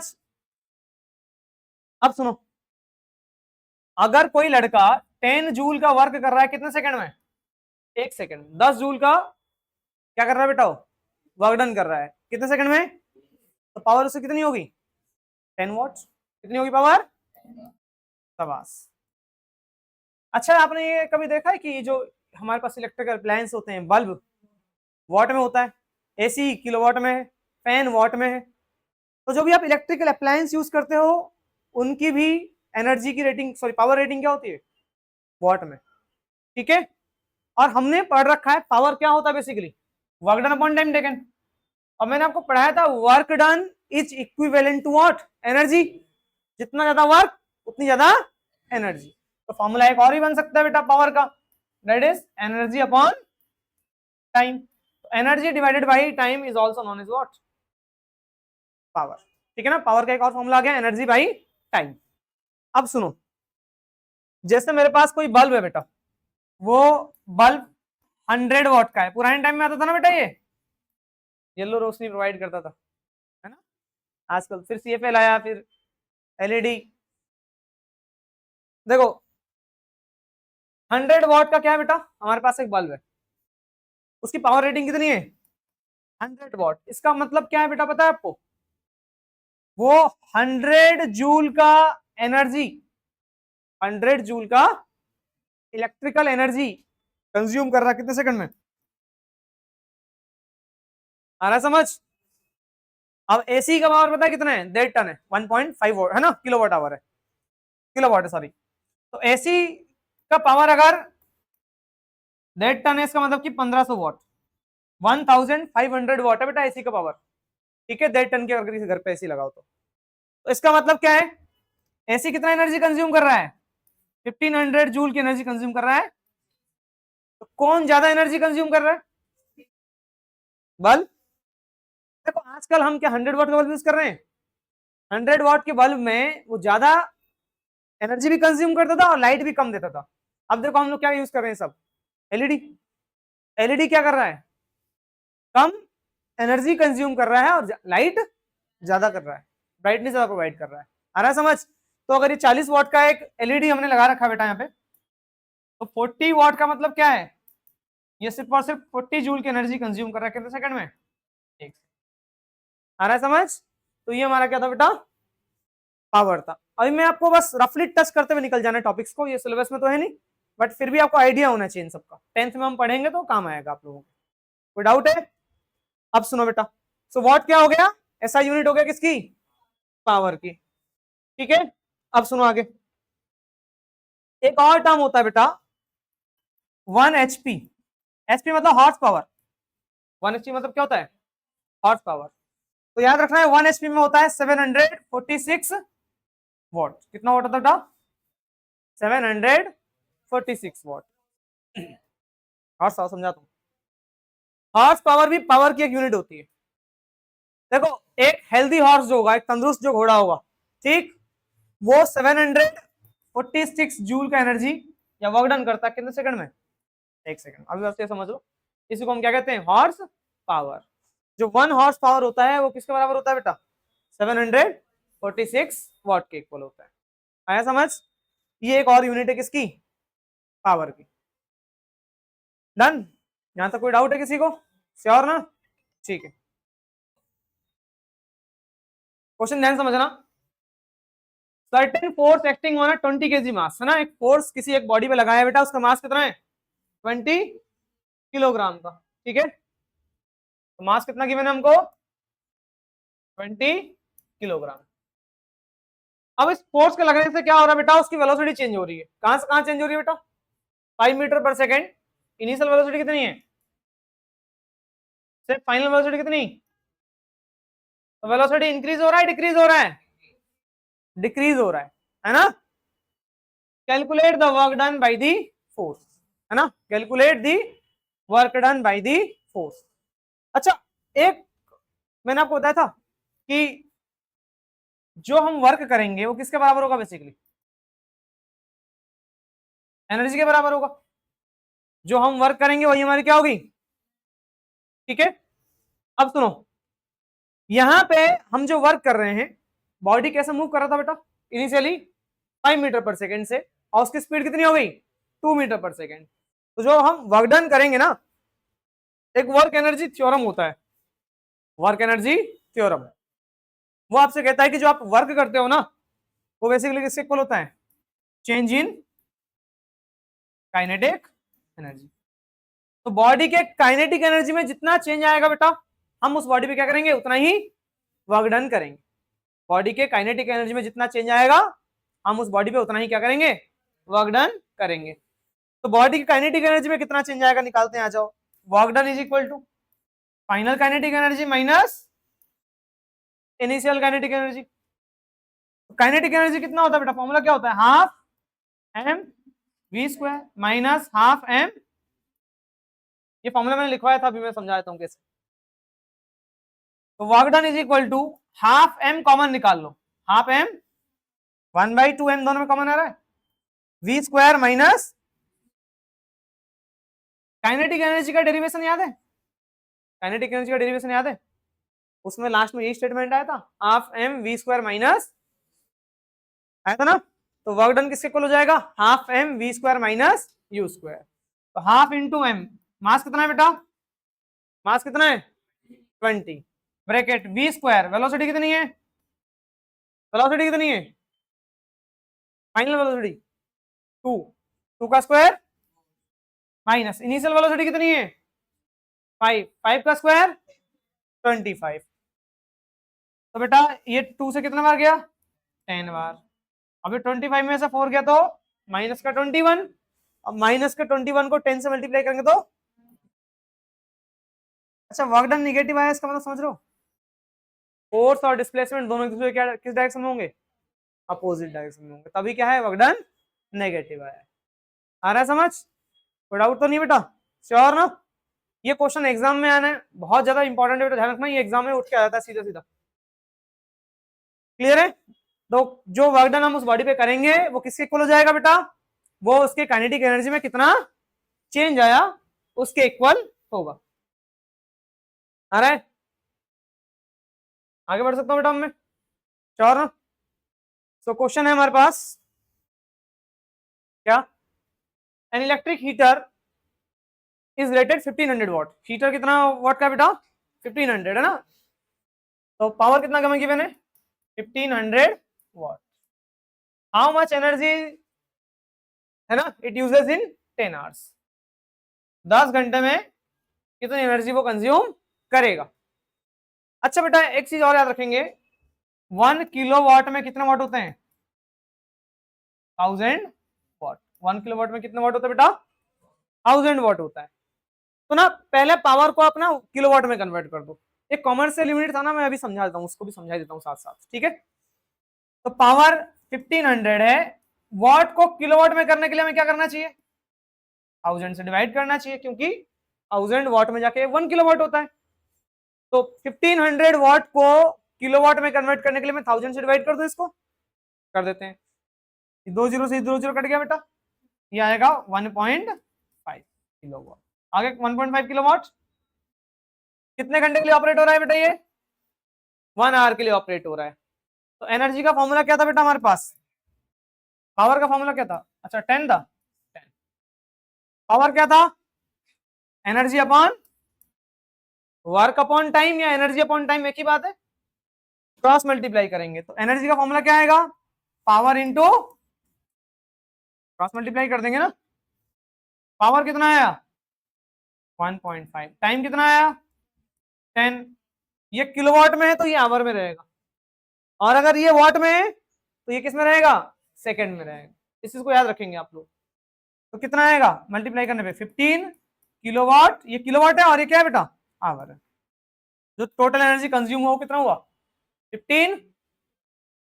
अच्छा यूनिट का मतलब समझते हो, जो आपके बिजली बिल आता है ना, बाहर मीटर लगाए, उस मीटर में अगर 1 यूनिट रीडिंग आई, इसका मतलब जो एनर्जी कंज्यूम हुआ है वो 1 किलोवाट आवर।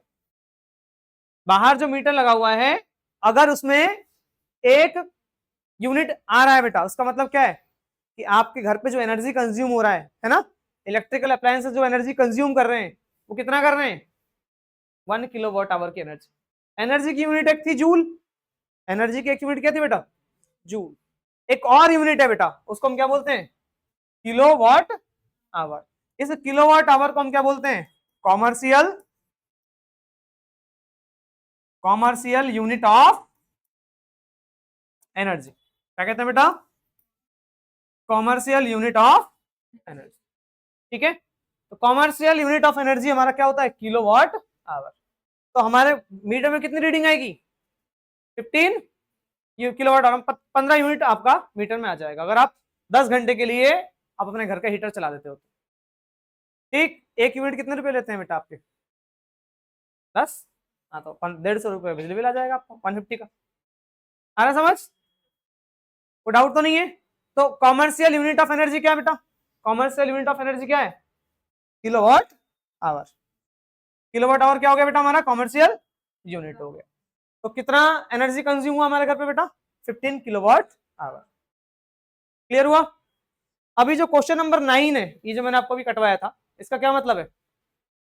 एक घर पे 250 यूनिट्स की एनर्जी का क्या हुआ है बेटा? कंजम्पशन हुआ है। ठीक है। अच्छा एक चीज और भी समझ लो साथ साथ, ये सब सिलेबस से डिलीटेड है बट फिर भी आप याद रखो, काम ही आएगा आप लोगों के। और टीचर्स तो स्कूल में तो दे ही देते हैं, स्कूल वाले टीचर्स नहीं मानते। 9th क्लास में, 9th और 11th में सब दे देते हैं वो, पढ़ो सब। अब ये समझेंगे बेटा कि जो 1 किलोवाट आवर है ना, 1 किलोवाट आवर में कितने जूल होते हैं? 1 किलोवाट आवर में कितने जूल? किलोवाट आवर किसकी यूनिट है? किलोवाट आवर किसकी यूनिट है? एनर्जी की। आवर कहां से आ गया भाई? अभी बता रहा हूं, एनर्जी का है ना kilowatt hour. Kilowatt hour energy की यूनिट है और जूल भी किसकी यूनिट है? एनर्जी की ही है। तो ये बड़ा यूनिट है और ये क्या है?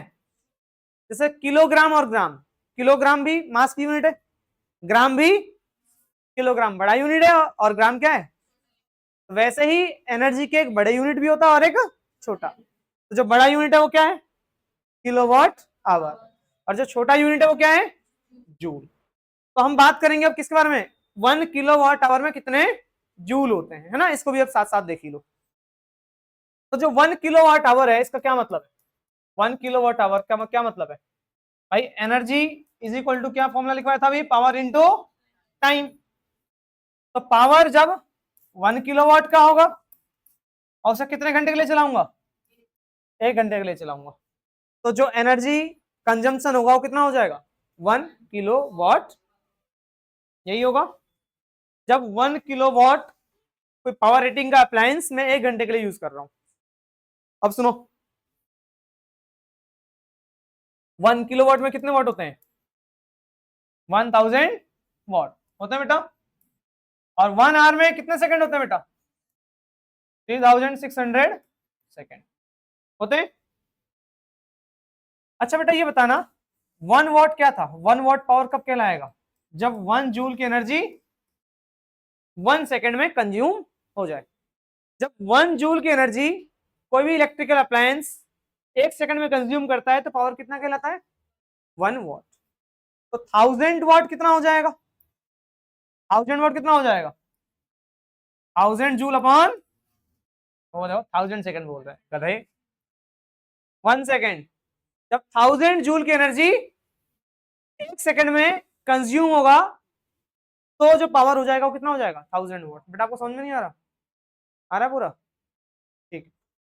तो आगे हम बात करेंगे। तो 1000 वाट का क्या मतलब है बेटा? 1000 जूल की एनर्जी कितने सेकंड में? लिख सकता हूं इसको मैं, into 3600 second. Second second cancel out हो गया, क्या बचा? 36 लाख जूल। तो 1 किलोवाट आवर में कितना जूल होता है बेटा? हाँ अब सही। तो 36 लाख जूल, 36 लाख जूल की एनर्जी कंज्यूम है ना। 1 किलोवाट आवर में 36 लाख जूल होते हैं। इसको अगर मैं नोटेशन में लिखूं, साइंटिफिक नोटेशन में, तो 3.6 इंटू 10⁻6 जूल। तो ये है 1 किलोवाट आवर। तो 1 किलोवाट आवर में कितने जूल होते हैं? 3.6 इंटू 10⁻6 जूल। अभी जो क्वेश्चन नंबर 9 है ना आपका एनसीईआरटी का, वो क्या कह रहा था आपसे? 250 यूनिट्स हैं तो उसमें कितने जूल्स होंगे? तो एक यूनिट 1 किलोवाट आवर का मतलब क्या है? 1 यूनिट। 1 यूनिट में कितने जूल है? इतने जूल है। तो 2 यूनिट्स में कितने हो जाएंगे? 2 से मल्टीप्लाई। 3 यूनिट्स में कितने हो जाएंगे? तो 250 यूनिट्स में कितने हो जाएंगे? 250 से मल्टीप्लाई कर देना, आपको क्या मिल जाएगा? Total energy. आ रहा है समझ? कोई डाउट तो नहीं है? तो ये बेटा इस चैप्टर का कॉन्सेप्ट था। बाकी एनसीईआरटी के क्वेश्चंस कुछ अच्छे हैं, आप घर से पढ़ो। नहीं आए समझ तो आ जाना, अगली क्लास में बता देंगे। ठीक है। आज के लिए